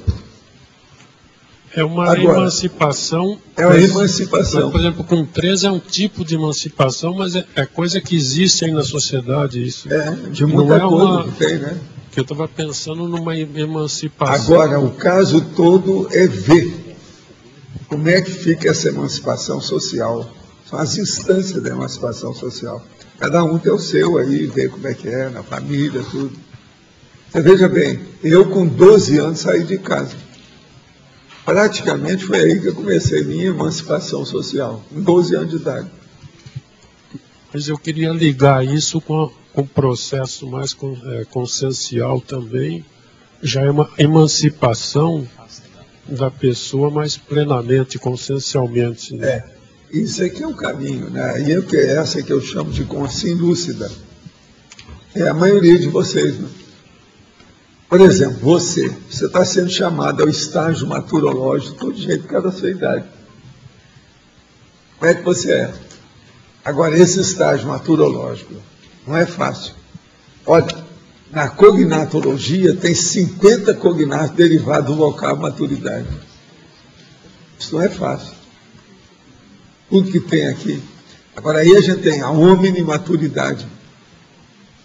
E não é fácil a gente pensar nisso. Agora, depois eu vi também no a paradoxologia, esse último, que fala na maturidade da criança superada dos pais. O paradoxo da maturidade evolutiva da criança superada dos pais. É aquele caso daquela moça lá na época do Centro da Consciência Contínua, que foi lá em casa para tirar satisfação comigo. E a moça estava ficando mais madura do que eles. Estava ponderando tudo correto. Na hora de uma grande solução na família, a moça dava opinião que nem o pai nem a mãe não tinham obtido aquilo. 16 anos que a moça tinha. E estava bem. Teve gente aqui que conheceu a moça lá. Eles acharam que era droga, que a gente estava dando, alguma coisa. Então eu cheguei lá, não tem nada disso. Mas aqui o pai e a mãe foram lá para tirar satisfação comigo. Aqui está falando aqui está falando em criança, né? A possibilidade de mas criança. A criança, sei lá, a criança pode ser uma menina bem nova, sei lá. Mas ela sendo intermissivista, até que dá para compreender. Fora disso também pode haver. Pode haver, sim. Tem tanta precocidade infantil aí, isso tem todo dia. E hoje está nascendo muita gente assim, de todo tipo. Veja esse caso lá do Law and Order. A criança sofreu, foi vítima lá do processo de assalto. Mataram uma pessoa junto naquela mesma hora. Aí ele queria saber quem é que foi. Ninguém tinha indicação de nada. Aí o detetive viu que ele era bom para fazer desenho. O cara tinha talento, menino. Eu falei com ele, desenha o cara que você viu. Ele desenhou se for da cara, na mesma hora encontraram o cara. Agora veja. Isso aconteceu comigo, só que eu já tinha 9 anos, né? Foi o negócio do Euripassanu, foi justamente isso. Eu falei o que era, o meu pai falou assim, não, você desenha como é que é, esse espírito que você viu, esse cara, mostra aí como é que é. Aí eu desenhei. Desenhei, meu pai, não conheço, bobagem. Aí eu guardei o negócio. Aí eles foram lá conversar, estão dando café para o sargento Aristides, com a mulher dele, que é a dona Maria, estão dando lá o negócio, era que era médico. Estão dando lá o negócio, quando o meu pai falou, pois é, o menino até viu lá a pessoa que estava aí trabalhando com vocês, aí fora do corpo. E eu até falei com ele, porque ele tem uma certa facilidade para desenhar, ele desenhou, mas eu nunca vi aquela cara. Aí o sargento falou, opa, vamos lá ver isso então. Aí eles foram lá atrás de mim. Isso de noite, eu já estava me preparando para redormir depois do negócio. Então, aí lá fui eu, mostrei para ele, eu tirei o desenho e mostrei, né, que eu tinha guardado. Ele pegou o desenho e falou, espera aí, tirou a carteira dele, tirou uma foto e mostrou para o meu pai. Falei assim, olha aqui, o menino viu, como é que é isso? Então eu provei que eu tive fora do corpo, não teve jeito, a projeção ficou provada. Como é que é isso? Nem meu pai, nem minha mãe não conhecia nada do Eurico Barçanufo, ninguém era espírita, não sabia nada dessas coisas, nossa, como é que era? Meu irmão, eles deixaram de fazer a sessão espírita porque ele estava desenganado. Está entendendo? Agora, isso foi em 1941. Eu tinha 9 anos. Agora, as primeiras coisas que você lembra dessa maturidade já parapsíquica, começa com que idade? Não, comigo as coisas começaram, mas assim, que aconteceram fatos que foram registrados, eu tinha 3 anos. Foi em 1935. Agora, isso ficou registrado pelo seguinte, em 1935, o meu pai fez a casa onde eu passei a minha infância até os 12 anos. Dos 3 aos 12, nós ficamos nessa casa. A casa ainda existe até hoje, na Avenida Olegário Maciel, que é o centro da cidade de Monte Carmelo. Lá era cemitério. O meu pai foi o primeiro residente que construiu uma casa no ex-cemitério, cemitério antigo. É tanto que tinha coqueiro do cemitério, etc., aquelas coisas todas lá, no quintal. Cemitério do interior tinha muito coqueiro, eles gostavam de enfeitar com coqueiro, as coisas. Então lá tinha isso tudo. Agora, então, como foi a passagem, em 1935 que aquela casa foi feita, inclusive a casa lá na frente, hoje eu acho que não tem mais, mas eles gostavam de construir e colocavam o ano esculpido na frente da casa. Lá tinha 1935, bem na frente da casa, sabe? Então isso tudo fixou. Foi aquele ano que eu comecei a falar. O meu pai, com a perna só com aquele negócio, ele pegou lá um carro e foi lá para ver a construção. E ele me levava, que ele gostava muito de ver. E eu com 3 anos. A primeira vez que eu fui lá, eu subi no pé de jatubá. Quando eles foram me procurar, eu sumi. Então está todo mundo, cadê esse menino? Vão atrás, como é que é? Quando eu vejo, eu lá de cima do jatubá, estou aqui. Era um pé de jatubá que também era do cemitério, que estava lá. Agora, o pé de jatubá era fácil subir. O jatubá, às vezes, ele dá uns galhos que vão subindo assim, ó, pega com o outro, e aquilo vai longe. Então dá para você andar, até segurando em cima e embaixo. Era fácil de andar. O pé de jatubá é fácil para subir. A maioria deles. Agora, isso tudo marcou, porque foi ali que eu comecei a falar as coisas mais sérias, que é que havia.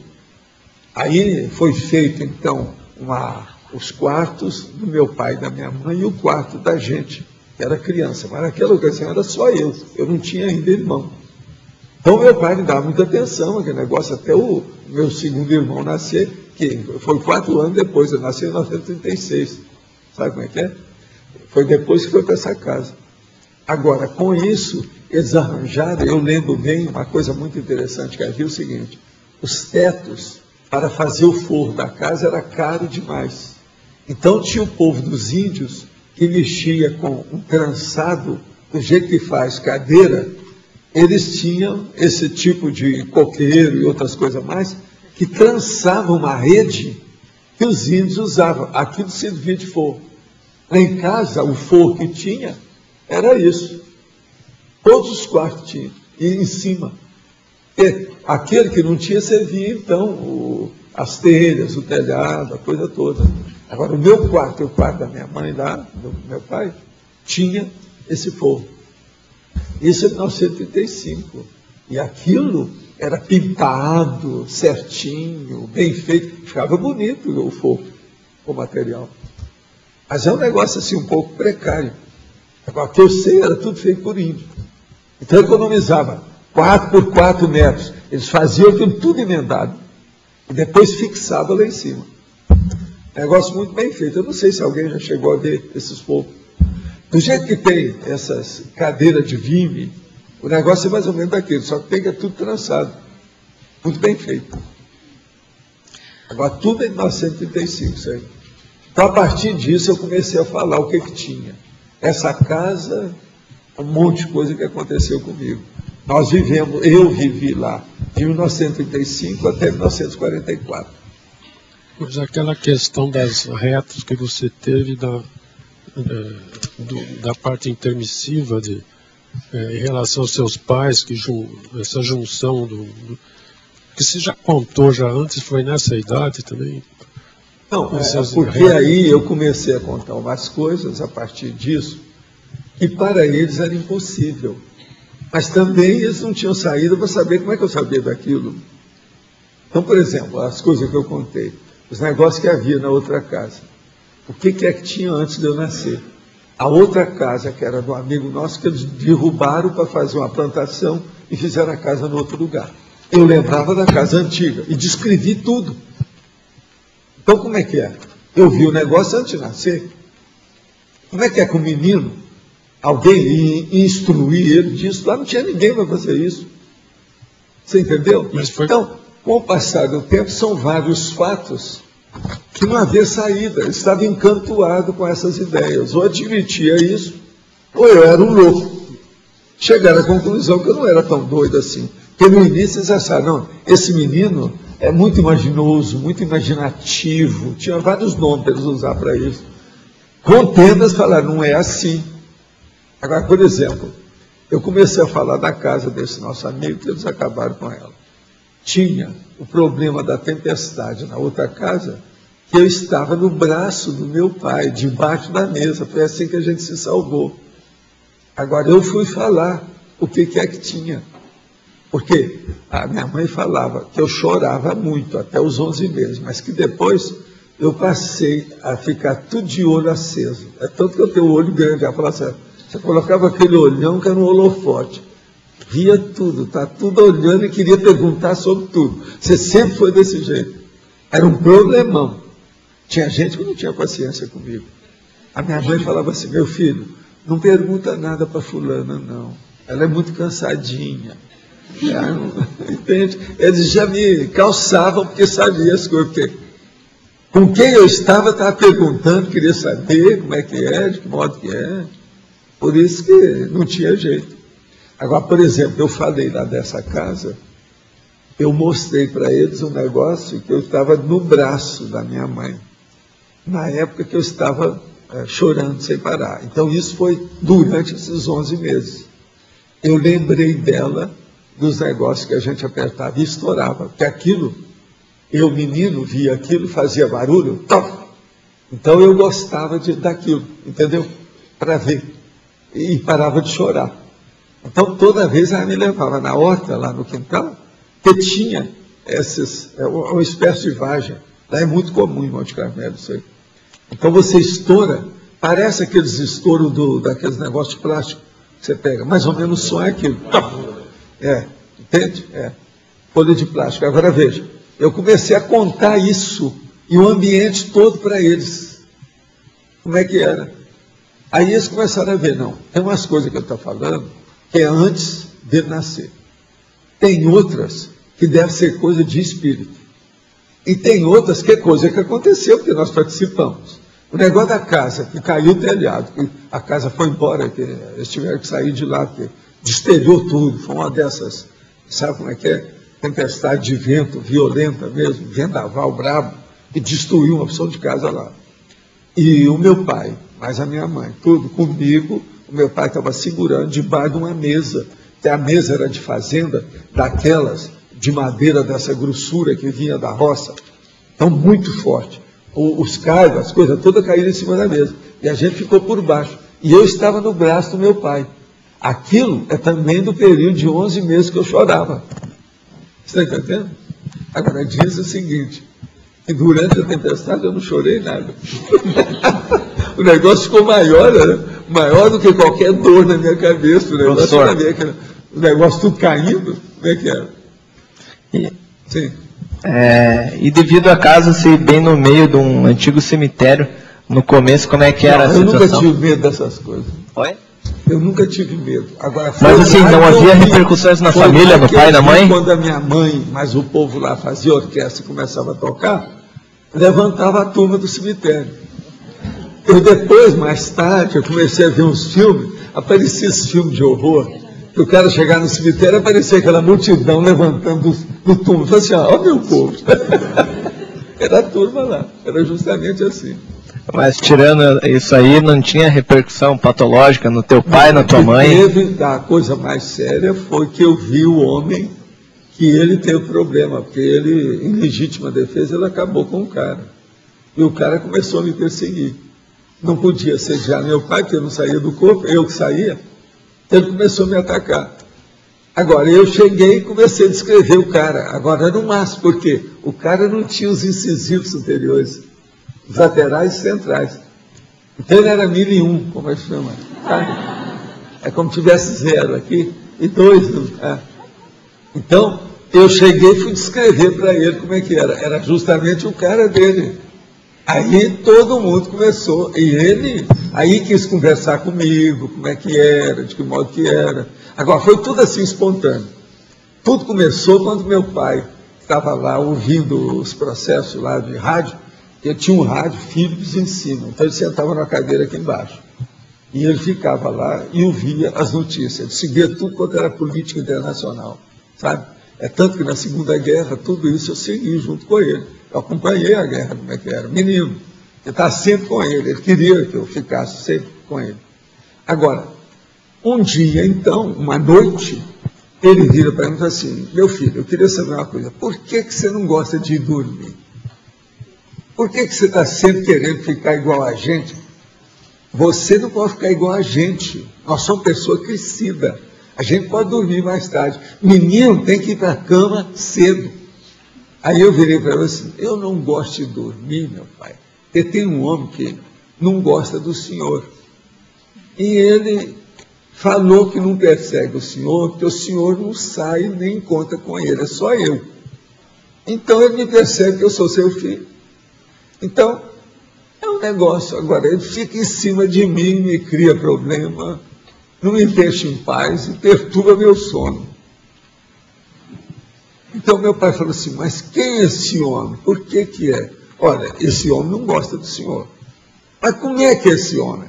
Aí eu falei assim, o senhor sabe, papai, sabe como é que é? Esses caras desdentados, gente que não tem dente. Ele não tem esses dentes aqui em cima. Esses quatro aqui, ele não tem.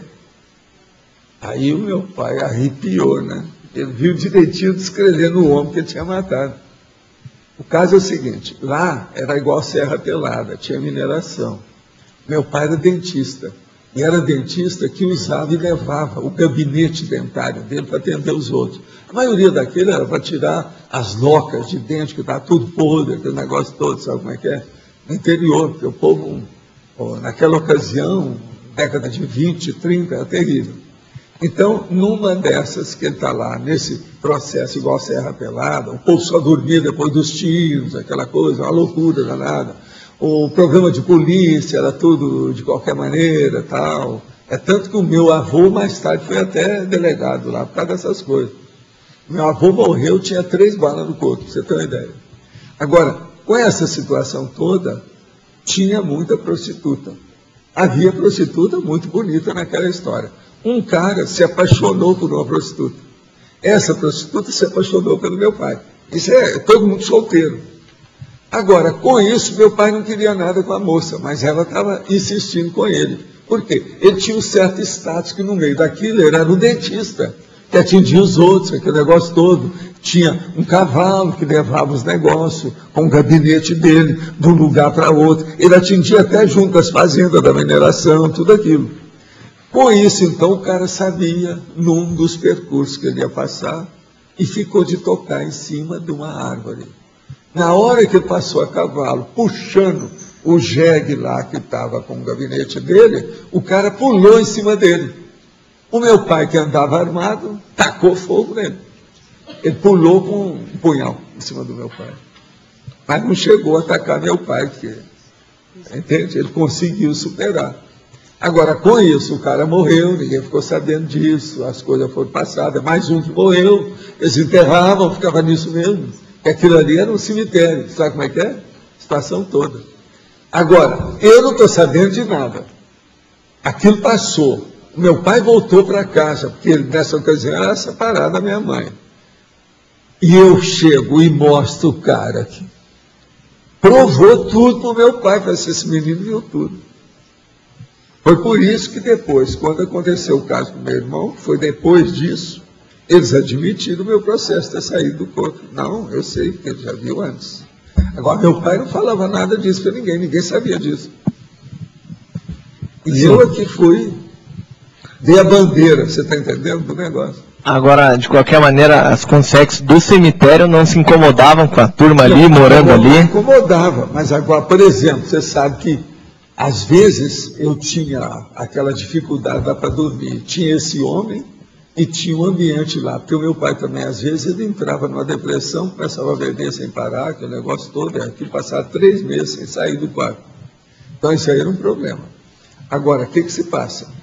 Eu, então, quando o negócio era difícil para dormir, eu fixava muito meu pensamento nas coisas, queria que tudo ficasse em paz ali, etc. Tal. Aí aparecia um anjo do lado esquerdo para mim, a cara de um anjo, era uma mulher, é uma anja que eu falava. Eu falava assim, não, é uma moça que aparece, muito bonita, entende? Do lado esquerdo. Quando ela aparecia, não tinha nada, eu dormia logo, não tinha problema nenhum. Mais tarde, é que eu fui ver que era monja. Agora, a monja, nessa ocasião, já vivia, ela vivia na Espanha, está entendendo? E ela saía de lá e olhava o que é que estava se passando na minha infância. Ela sabia os casos do meu pai, da situação lá, como é que era, o ambiente que nós vivíamos. O ambiente não era fácil. O meu pai nasceu nesse lugar da mineração, que hoje é a Estrela do Sul, lá chamava Cabo da Bagagem. É onde descobriram um dos maiores diamantes da América toda, que é chamado Estrela do Sul, enorme. Isso aí é clássico, está registrado, todo mundo sabe disso. Agora, hoje o nome de lá, esse diamante mudou o nome lá da cidade. Lá era Carmo da Bagagem, virou, hoje é Estrela do Sul devido ao diamante. Tem uma estrela, que eles falaram que era no Cruzeiro do Sul, como se fosse uma estrela do Sul. O diamante era tão grande que parecia uma estrela. Entende? Que descobriram lá. Professor, você entendeu, né? Sim. Nessa vida, você acha que você começou a ter NEPs mais técnica quando? Tecnicamente falando, foi mais ou menos lá, nos 14 anos eu já trabalhava com isso, em alto nível. 14 anos. Foi quando eu já sabia o que eu ia fazer. Ali eu já dominava bem. Foi a hora que eu voltei para trabalhar e já não foi mais para o internato. Eu fui para o internato, mas já era para trabalhar. Eu já estava pagando meus estudos. Foi aí que o processo da TENEPS, eu comecei mais sério. Foi logo em seguida, depois disso, que aos 13 anos eu comecei a recebi um soneto alexandrino. Então eu comecei a querer desenvolver psicografia. Foi aí, logo em seguida, que eu lá naquele anfiteatro, que era um anfiteatro do jeito que só tem de menor, que o povo ia embora depois das 11, tocava a sineta, todo mundo ia embora, acabava, todo mundo ia embora. Então eu ficava sozinho lá. A hora que eu ficava sozinho, então, eu falei assim, agora eu posso fazer minhas sessões de psicografia. Aí eu comecei a fazer. Então eu via aquilo, colocava os lápis, todo aquele monte de lápis, tudo afiado, e um monte de papel. E dava passividade. Aí vinham as coisas. Agora, tinha a hora que, devido ao efeito físico, eu perdi o sentido um pouco. Saía da história e deixava acontecer. Numa noite dessa, quando eu cheguei, dentro do lusco-fusco que eu estava lá, os lápis estavam dançando na minha frente em pé. Assim, rodando. Aí na mesma hora eu falei assim, opa, aqui agora está perigoso, eu não sei o que vai acontecer com isso. Aí eu me fixei e pedi uma orientação, eu mesmo. Fiz um pedido na psicografia. Por favor, me orienta se eu devo continuar com isso aqui ou não. Aí vem a mensagem, não, é bom você parar, porque não dá para a gente fixar os seus efeitos físicos em relação com a psicografia. Seus efeitos físicos estão superiores à psicografia. É bom parar com isso. A hora que for para voltar, nós te avisamos. Foi aí, cada sinalética, as coisas todas. Agora, foi impressionante eu ver os efeitos físicos dos lápis dançando na minha frente. Agora, o melhor da história, eles estavam dançando para a ponta para baixo, assim. Como se tivesse que querer escrever, você está entendendo? Mas vários lápis, porque a gente sempre, essa orientação dos psicólogos já no movimento espírita, era colocar uma dúzia de lápis, tudo de ponta afiada. E acabava um, você pegava outro, porque nunca se sabe. Porque às vezes vinha e fazia com muita força, quebrava o lápis. Sabe como é que é a ponta?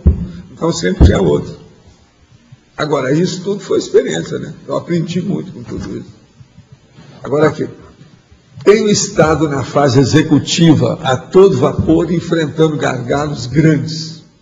Qual estratégia para proteger os familiares mais próximos e duplista nesse processo, em que já me protejo bem, mas ainda não sinto protegendo-os com eficácia? No processo da maturação executiva, como ampliar ao máximo esse etéreo cuidado? Olha, o problema todo é o seguinte: se você tem muita assistência, o povo com quem você convive também vai ter assistência, se eles permitirem. Agora, se ele não permitir, está danado. Então, a primeira coisa que você tem que fazer é expor o assunto para as pessoas, para elas se defenderem. Agora, se você está agindo corretamente, esse auxílio, esse amparo que você tem, se estende às pessoas com quem você vive. Isso é que a pessoa tem que ter confiança. Agora, se essas pessoas que vivem com a pessoa, elas são de qualquer maneira, e elas evocam os assediadores, não adianta querer fazer alguma coisa, porque ninguém consegue. É ela que tinha que fazer. Se ela não faz... Tenho 37 anos e não pretendo passar 10 anos para alcançar a desperticidade. Vou trabalhar intensamente para isso. Sinto que posso fazer isso. Estou iludido em achar que posso fazer a transição entre maturidade e desperticidade de forma mais acelerada? Não. Eu acho que tudo é possível. Acho difícil, mas não acho que não seja possível. É possível. Estou torcendo para você. Quanto mais a gente tem a gente assim, melhor para nós. Dentre duas práticas evolutivas da conscienciologia, a saber, a tenepse e a docência, qual devemos nos dedicar prioritariamente? Depende da vida da pessoa. A tenepse, quando você começar, é para o resto da vida. A docência pode ser uma coisa mais alternativa, temporária, aí varia. Precisa de ver o que é. Agora, a tenepse deve só começar quando for para valer para o resto da vida. Sou voluntária do IPC de São Paulo desde 1995, porém estou muito desmotivada desde março de 2010, quando descobri que meu marido tinha iniciado um relacionamento fora do casamento no dia quando eu estava fazendo o curso ECP1, alegando que estava muito sozinho. Aconteceu isso justamente no dia em que eu estava fazendo um curso no qual eu me observava mais aberta para a reciclagem. Pode me ajudar a compreender o que está acontecendo comigo? Estou casada há 37 anos. Não tenho filho pequeno. Porém, gosto muito do meu marido, apesar de tudo. Penso que estou autoassediada, porém não estou conseguindo sair fora dessa situação. O problema todo é o seguinte: aqui, o marido continua com você ou ele embarcou noutra aventura? O problema é esse: se ele continua com você, às vezes é bom perdoar o marido e seguir em frente. Se você gosta dele, não é isso? Agora, se ele está com outra, aí é bom. O divórcio existe para isso. Tem que observar bem. Porque senão está danado. Se a pessoa quer outra mesmo. Então aí é difícil recuperar isso aí.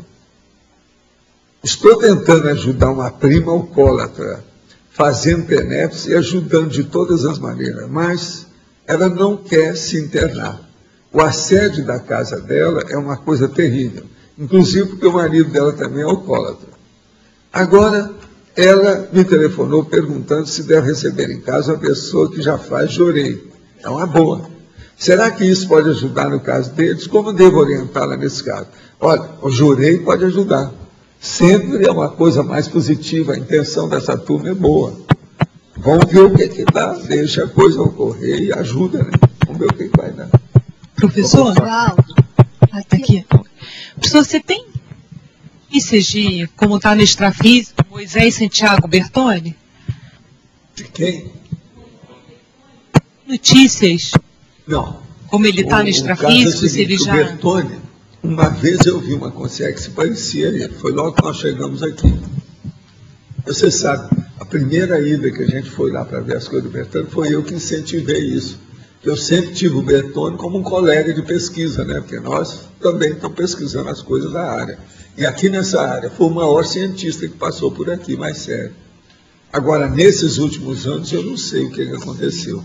Eu só sei que a gente falou com muita gente para ajudar no material dele, fazer o levantamento dele, tudo isso, mas ultimamente eu não sei como é que está a situação. Aqui na letra A, Valdo, o senhor falou que tem pessoas que se incomodam com a idade. Não está ouvindo nada. Tem pessoas que se incomodam com a idade, principalmente idade mais avançada. Por quê? O quê? Que tem pessoas que se incomodam com a idade, principalmente com a idade mais avançada. Eu gostaria de saber por quê. Processo de vaidade, orgulho, né? Só? É lógico. O processo todo é esse. Porque envelhecimento é uma coisa inevitável. Todo mundo tem que estar esperando que isso vai acontecer. Ninguém foge disso. Se vai viver mais tempo, não dá para viver eternamente jovem. Não existe elixir da juventude. Isso é bobagem. Bom, então a gente tem que adaptar o processo, saber. Há pessoas que sabem envelhecer com alegria e outras que entram na depressão. Sim. Isso é inevitável, faz parte do temperamento da pessoa. E quando não dá depressão, só ao incômodo? Ao quê? Quando não dá depressão, só tem incômodo. Esse incômodo já é a depressão. Já é? Já é. A pessoa não deve dar valor para o processo de envelhecimento. Ela tem que tirar a vantagem. Por exemplo, a melhor fase da vida é essa. Eu, por exemplo, estou vivendo a melhor fase da vida. Com todo esse trabalho, os enxaqueca que eu estou falando, não. Mas as mazelas que eu tenho. Na minha idade, eu já tenho de 5 a 7 comorbidades, que são doenças. Eu tenho. Mas, tomo remédio, como, faço exercício, ando na esteira. Estou aí. Calma aí, pronto. O que é? Entendeu? Tem que manter a disposição, vamos trabalhar. Faz parte disso. Agora, tem que ter bom humor. Para viver a vida aqui, sem bom humor, ninguém vive bem. O mau humor é uma das piores doenças que uma pessoa pode ter. Agora, o mau humor de uma pessoa ranziza, depois dos 70, sai de baixo, ninguém aguenta. Que às vezes tem surtos continuados, um depois do outro. A pessoa entra em crises sucessivas. Isso é problemático. Tá. Entende? Obrigada. Então, em envelhecimento, nós temos um verbete sobre envelhecimento. Não é isso? Pois é, chama envelhecimento. Vale a pena ver esse verbete. Tem outros também que vão aparecer aí, que nós estamos falando sobre isso. O processo da gerontologia e da geriatria é muito importante. Uma outra coisa, seria bom, se você se interessa pelo assunto, falar com a turma da ressomática aqui. Quem é que tem? Tem gente aqui hoje da ressomática? Hoje não tem ninguém? Tem uma turma que estuda o processo da gerontologia. É a Longevitar, chama. Longevitar. Você você está lá. Longevitar, ela trabalha. Eu conheço uma pessoa, amiga da Cris também, esposa do Caio. Ela também trabalha com... Então tá. Vamos entrar nisso aí. Tá certo? Obrigada. Vale a pena. Volto. Aqui no D. Você também. Posso dar o e-mail? A gente não tem site ainda, pode mas falar para ela. É longevitar2010@gmail.com. Fala como é que se escreve longevitar. Longevitar. Com TA. Longevitar. 2010@gmail.com. Quer dizer, longevidade. Breve teremos um site. Professor, aqui no D, aqui. Eu não sei se o senhor já comentou na página 27, em parafatologia, na segunda linha, a holomaturidade paraperceptiva dos cursos intermissivos. A holomaturidade paraperceptiva dos cursos intermissivos. Uma pessoa, por exemplo, todo mundo é parapsiquista, ou seja, todo mundo tem sensibilidade parapsíquica. Uns mais, outros menos. Agora, com o curso intermissivo, a tendência da consciência é aumentar, desenvolver esse parapsiquismo. Com isso, então, ela vem para essa vida e começa a dar valor para isso. Dando valor, às vezes, ela vai captar, através de retrocognição, o que ela andou estudando o curso intermissivo. Seria como se fosse um aprimoramento, um incremento do parapsiquismo? É um incremento, aquilo potencializa o desenvolvimento da pessoa. Então, é a holomaturidade parapsíquica mesmo, oferecida, e a predisposição que isso cria para a pessoa com o curso intermissivo. Paulo, e aqueles casos que você comentou essa semana, dos médiuns que morreram cedo em acidentes, macropecados? Porque esses são toda gente da Rítia, Pitonisa. Então, eles não tinham curso intermissivo? Não. Eles não tinham esse aprimoramento? É igual o Rubens, é igual o Cavalcante lá, sabe, o Edson Cavalcante. Seria um parapsiquismo assim... Desse, o mais expressivo era o Arigó. Eu vi. Era um parapsiquismo que não era aprimorado, era uma coisa meio nata deles. Não, assim. é tudo espontâneo e grosseiro, brutal, elementar, rudimentar. É a força da natureza, a ganga bruta, como nós chamamos. Então a pessoa não tem desenvolvimento. Agora veja, quando eu vi que eu era assim, eu falei assim, eu não vou ser igual a esses caras. Eu tenho que estudar cada vez mais, cada vez mais, cada vez mais. Eu só, vamos dizer, quis mudar a coisa e fazer uma reciclagem, a hora que eu vi que nem todo mundo era igual. Cada um tem um nível de desenvolvimento parapsiquismo. Eu, menino, ainda pensava que todo mundo era igual eu mesmo. Então eu falava aquilo abertamente. Aí a turma do Centro Espírita, das aulas de moral cristã, começaram a falar. O dia que eu cheguei para o professor Alípio e falei assim, não, o senhor não fica falando sobre esse homem que tem, não, que ele está ali, ó. Olha lá, ele está atendendo aquela menina, que era o Chico Vitor, que estava fora do corpo. Eu falei assim, mas meu filho, você está vendo? Eu estou. Ele está sempre aqui, ele é meu amigo. É esse que você chama. Então eu chamava Francisco de Paula Vitor, o padre. Então eu chamava ele de Chico Vitor, que é para guardar um nome. Porque uma vez eu perguntei para ele, fora do corpo, como é que é seu nome? Eu falei assim, você pode me chamar de Chico Vitor. Então, continuei falando. Agora, quando eu falei isso com o professor Alípio, ele vira para mim e disse, meu filho, mas você não pode falar isso para todo mundo. Senão eles vão achar que você está doido, varrido. Isso é um perigo. Tem devagar. Fala com quem entende o assunto. Então eu perguntei, com quem é que eu posso falar? Não, você pode falar comigo, com o Jorge Fernandes, com o tio Vital seu. Você pode falar com esse povo que entende desses assuntos. Mas não pode falar com o outro sem não dá certo. Entende? Eles mesmos foram me clareando isso nas aulas de moral cristã. Que naquela ocasião já tinha 5, 6 anos. Já tinha visto uma opção de coisa. Agora, com a aula de moral cristã foi muito bom. Agora, melhor. Eu acabava as aulas de moral cristã e eu chegava lá para o professor Alípio e começava a fazer perguntas que não tinha nada a ver com o catecismo. E ele tinha uma paciência danada comigo. Então ele virou e falou assim, olha, qualquer coisa, quando você precisar, eu vou lá na sua casa para a gente conversar. Aí nós conversamos um tempão. Você me pergunta tudo que você quer. A gente vai responder para você com calma. Por quê? O catecismo falava só processo de evangelho, Deus, não sei o quê, a causa primária, aquela coisa toda. E eu estou querendo saber, mas por que é que aquele espírito daquela mulher apareceu com a roupa de estrangeiro? Eram as perguntas que eu queria saber. Por que ele está aqui com essa roupa esquisita? Aí eu comecei a descrever e falei assim, não, meu filho, isso aí é até que meio esquisito. Essa mulher deve ter sido cigana. Isso aí é roupa de cigana. Porque eu comecei a falar, né? A saia rodada da mulher, tudo enfeitada, puxada, com muitas cores. Comecei a descrever a mulher. Eu falei, não, você está descrevendo uma cigana. A cigana que tinha morrido lá na área, né? E apareceu lá, estava lá.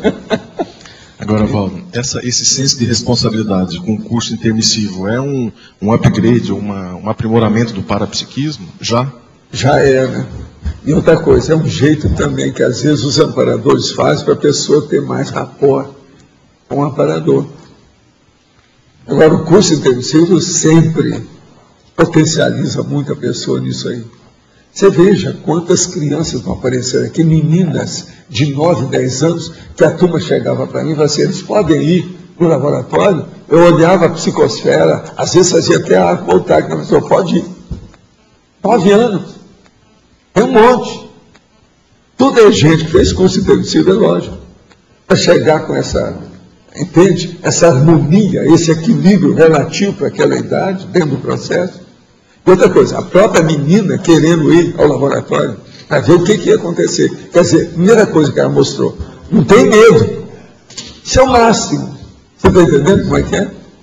E outra coisa, aqui, ó, desde que nós fizemos esses laboratórios, eu vi mais de uma dúzia dessas crianças, várias dúzias, várias vezes apareceram. Agora, ó, a maioria nessa idade é de mulheres, são meninas, porque elas amadurecem mais cedo. Entende? E outra coisa, os meninos geralmente eles têm problema no desenvolvimento, porque as mães, se for do Nordeste, as mães desviam a criança devido ao processo de sustentação da família, um milhão de coisas, aquilo vai tudo por água abaixo. Às vezes o menino chega aqui com 13 anos, está bem lúcido, o negócio todo, ele vai para lá, a família envolve aquele negócio todo, joga tudo fora. Tem muitos que a gente se perde, né? Agora, o que é engraçado é o seguinte, é aquele casal que chegou aqui, eu não sei se o doutor está aí hoje, eu não vi se ele está aqui. Ele estava aí, porque ele falou que vai ficar aqui, eu acho que até amanhã. Agora, entende? Ele e também a nossa amiga, a Hertz. Agora, veja, eu queria saber deles que parece que eles estão ausentes, deve fazer umas 2 décadas. Eu nunca mais vi esses dois. Agora, eles me falaram que estão morando no Rio, né? Como é que eu já no Rio, eu nunca fiquei sabendo disso. Ah, ele trabalha na Fiocruz? Ah, então é isso.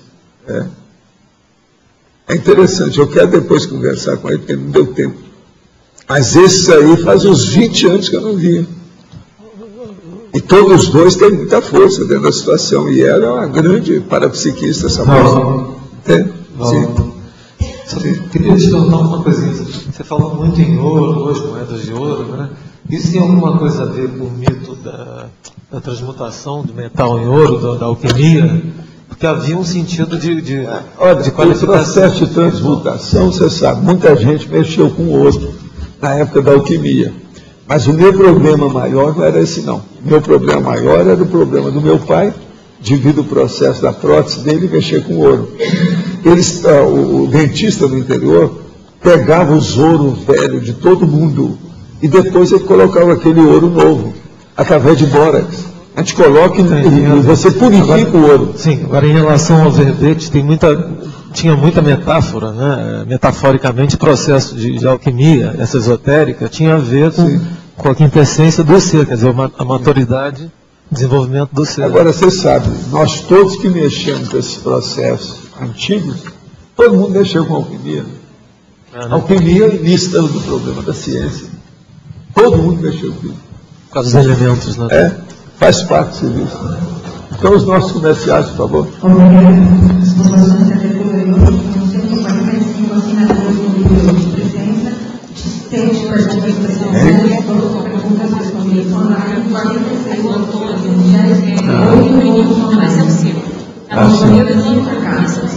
Pai, biografias, Alexandre Seslaski, currículo do inversor online, Marcos, Cineclube, Patrícia, primeiro encontro de empreendedorismo e negócios, Maximiliano, lançamento do livro Contrapontos do Parapsiquismo. E antes, Eduardo vai falar sobre Amigos da Enciclopédia. Pessoal, boa tarde a todos. Nós estamos aqui com o laptop, né? Então quem não ganhou o laptop hoje, pode ganhar no dia 1º de agosto, quando a gente vai sortear essa máquina. Ela é uma máquina Asus, né? Ela é um netbook, vem com 2 GB de memória RAM, um HD de 160 GB, com Windows 7, webcam, tela de LED, então uma máquina bem potencializada. E além desse laptop, vão ser sorteados também vários cursos de campo, cursos com EPICONs, também no dia 1º de agosto. E lembrando que quem renovar também a sua inscrição até o dia 15 de agosto vai ganhar 2 meses na Academia Bio, 2 meses de gratuidade para os exercícios físicos na Academia Bio. Muito obrigado. Pessoal, boa tarde a todos, pessoal presente, pessoal online que nos acompanha aí também. Nós estamos aqui para divulgar a próxima turma do Programa de Aceleração da Erudição, que é o PAI. Ela vai iniciar no dia 1º de agosto, é uma turma especial, temática, nós vamos estudar biografias de uma série de personalidades relevantes. E a primeira biografia que nós vamos estudar, a primeira obra é essa que eu tenho aqui, ela se chama O Autêntico Confúcio, onde a autora fez 20 anos de pesquisa sobre Confúcio, na China, obviamente, e ela consegue deslindar uma série de dúvidas que existem hoje, biográficas, sobre essa personalidade. Essa obra vai ser debatida no dia 1º. Dia 25, agora, desse mês, nós vamos ter a aula inaugural gratuita do PAI, todos vão ser informados do local, o tema, nós vamos mandar por e-mail. Você que nos acompanha online vai poder também assistir essa aula pela internet e pode participar do PAI também pela internet, do Programa de Aceleração da Erudição. Para mais informações, envie e-mail para contato@reaprendência.org. Lembrando que Reaprendência se escreve com T.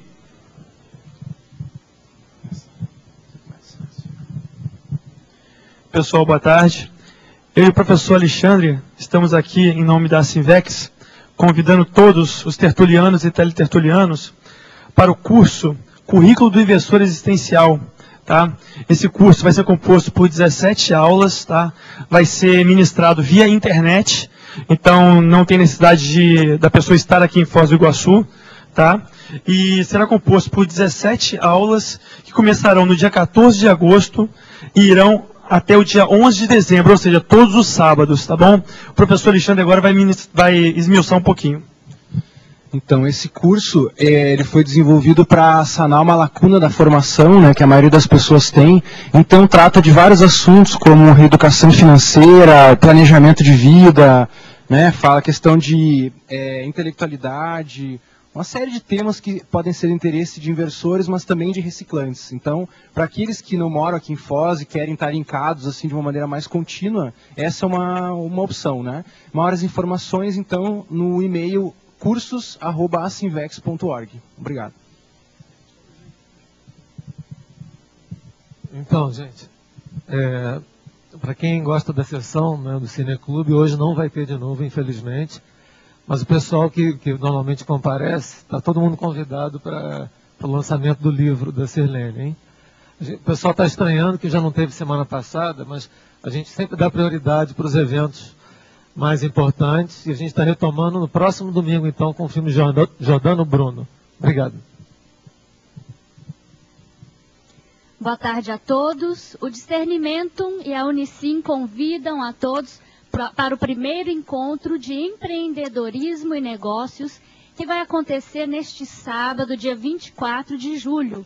Esse encontro começa às 8 da manhã e vai até às 19. É uma grande oportunidade para você mostrar a sua empresa, divulgar a sua marca, fazer contatos. Além disso, a programação técnico-científica tem temas sobre empreendedorismo em Foz, casos de sucesso, condomínio empresarial, cooperativa de crédito e seguro-saúde. O evento vai terminar com a inauguração do Espaço Saúde. E nós avisamos que o evento é gratuito e pedimos que se inscrevam pelo e-mail gerência@discernimentum.org. Obrigada.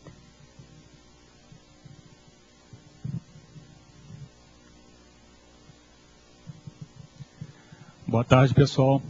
A Editares, em parceria com o CAEC, com a livraria Epígrafe, gostaria de reiterar o convite para o lançamento do livro da professora Sirlene, né, Contrapontos do Parapsiquismo. Tempo para vocês olharem o livro, né? Então, gente, o evento ocorrerá hoje, né, às 19 horas, lá no Discernimento, e a dinâmica será a seguinte: a professora Sirlene ela vai fazer uma exposição sobre o livro, né, de uma meia hora, mais ou menos, 40 minutos. Aí, na sequência, a gente vai ter a noite de autógrafo com coquetel. Né? Então, esperamos todos vocês lá, ok? Obrigado.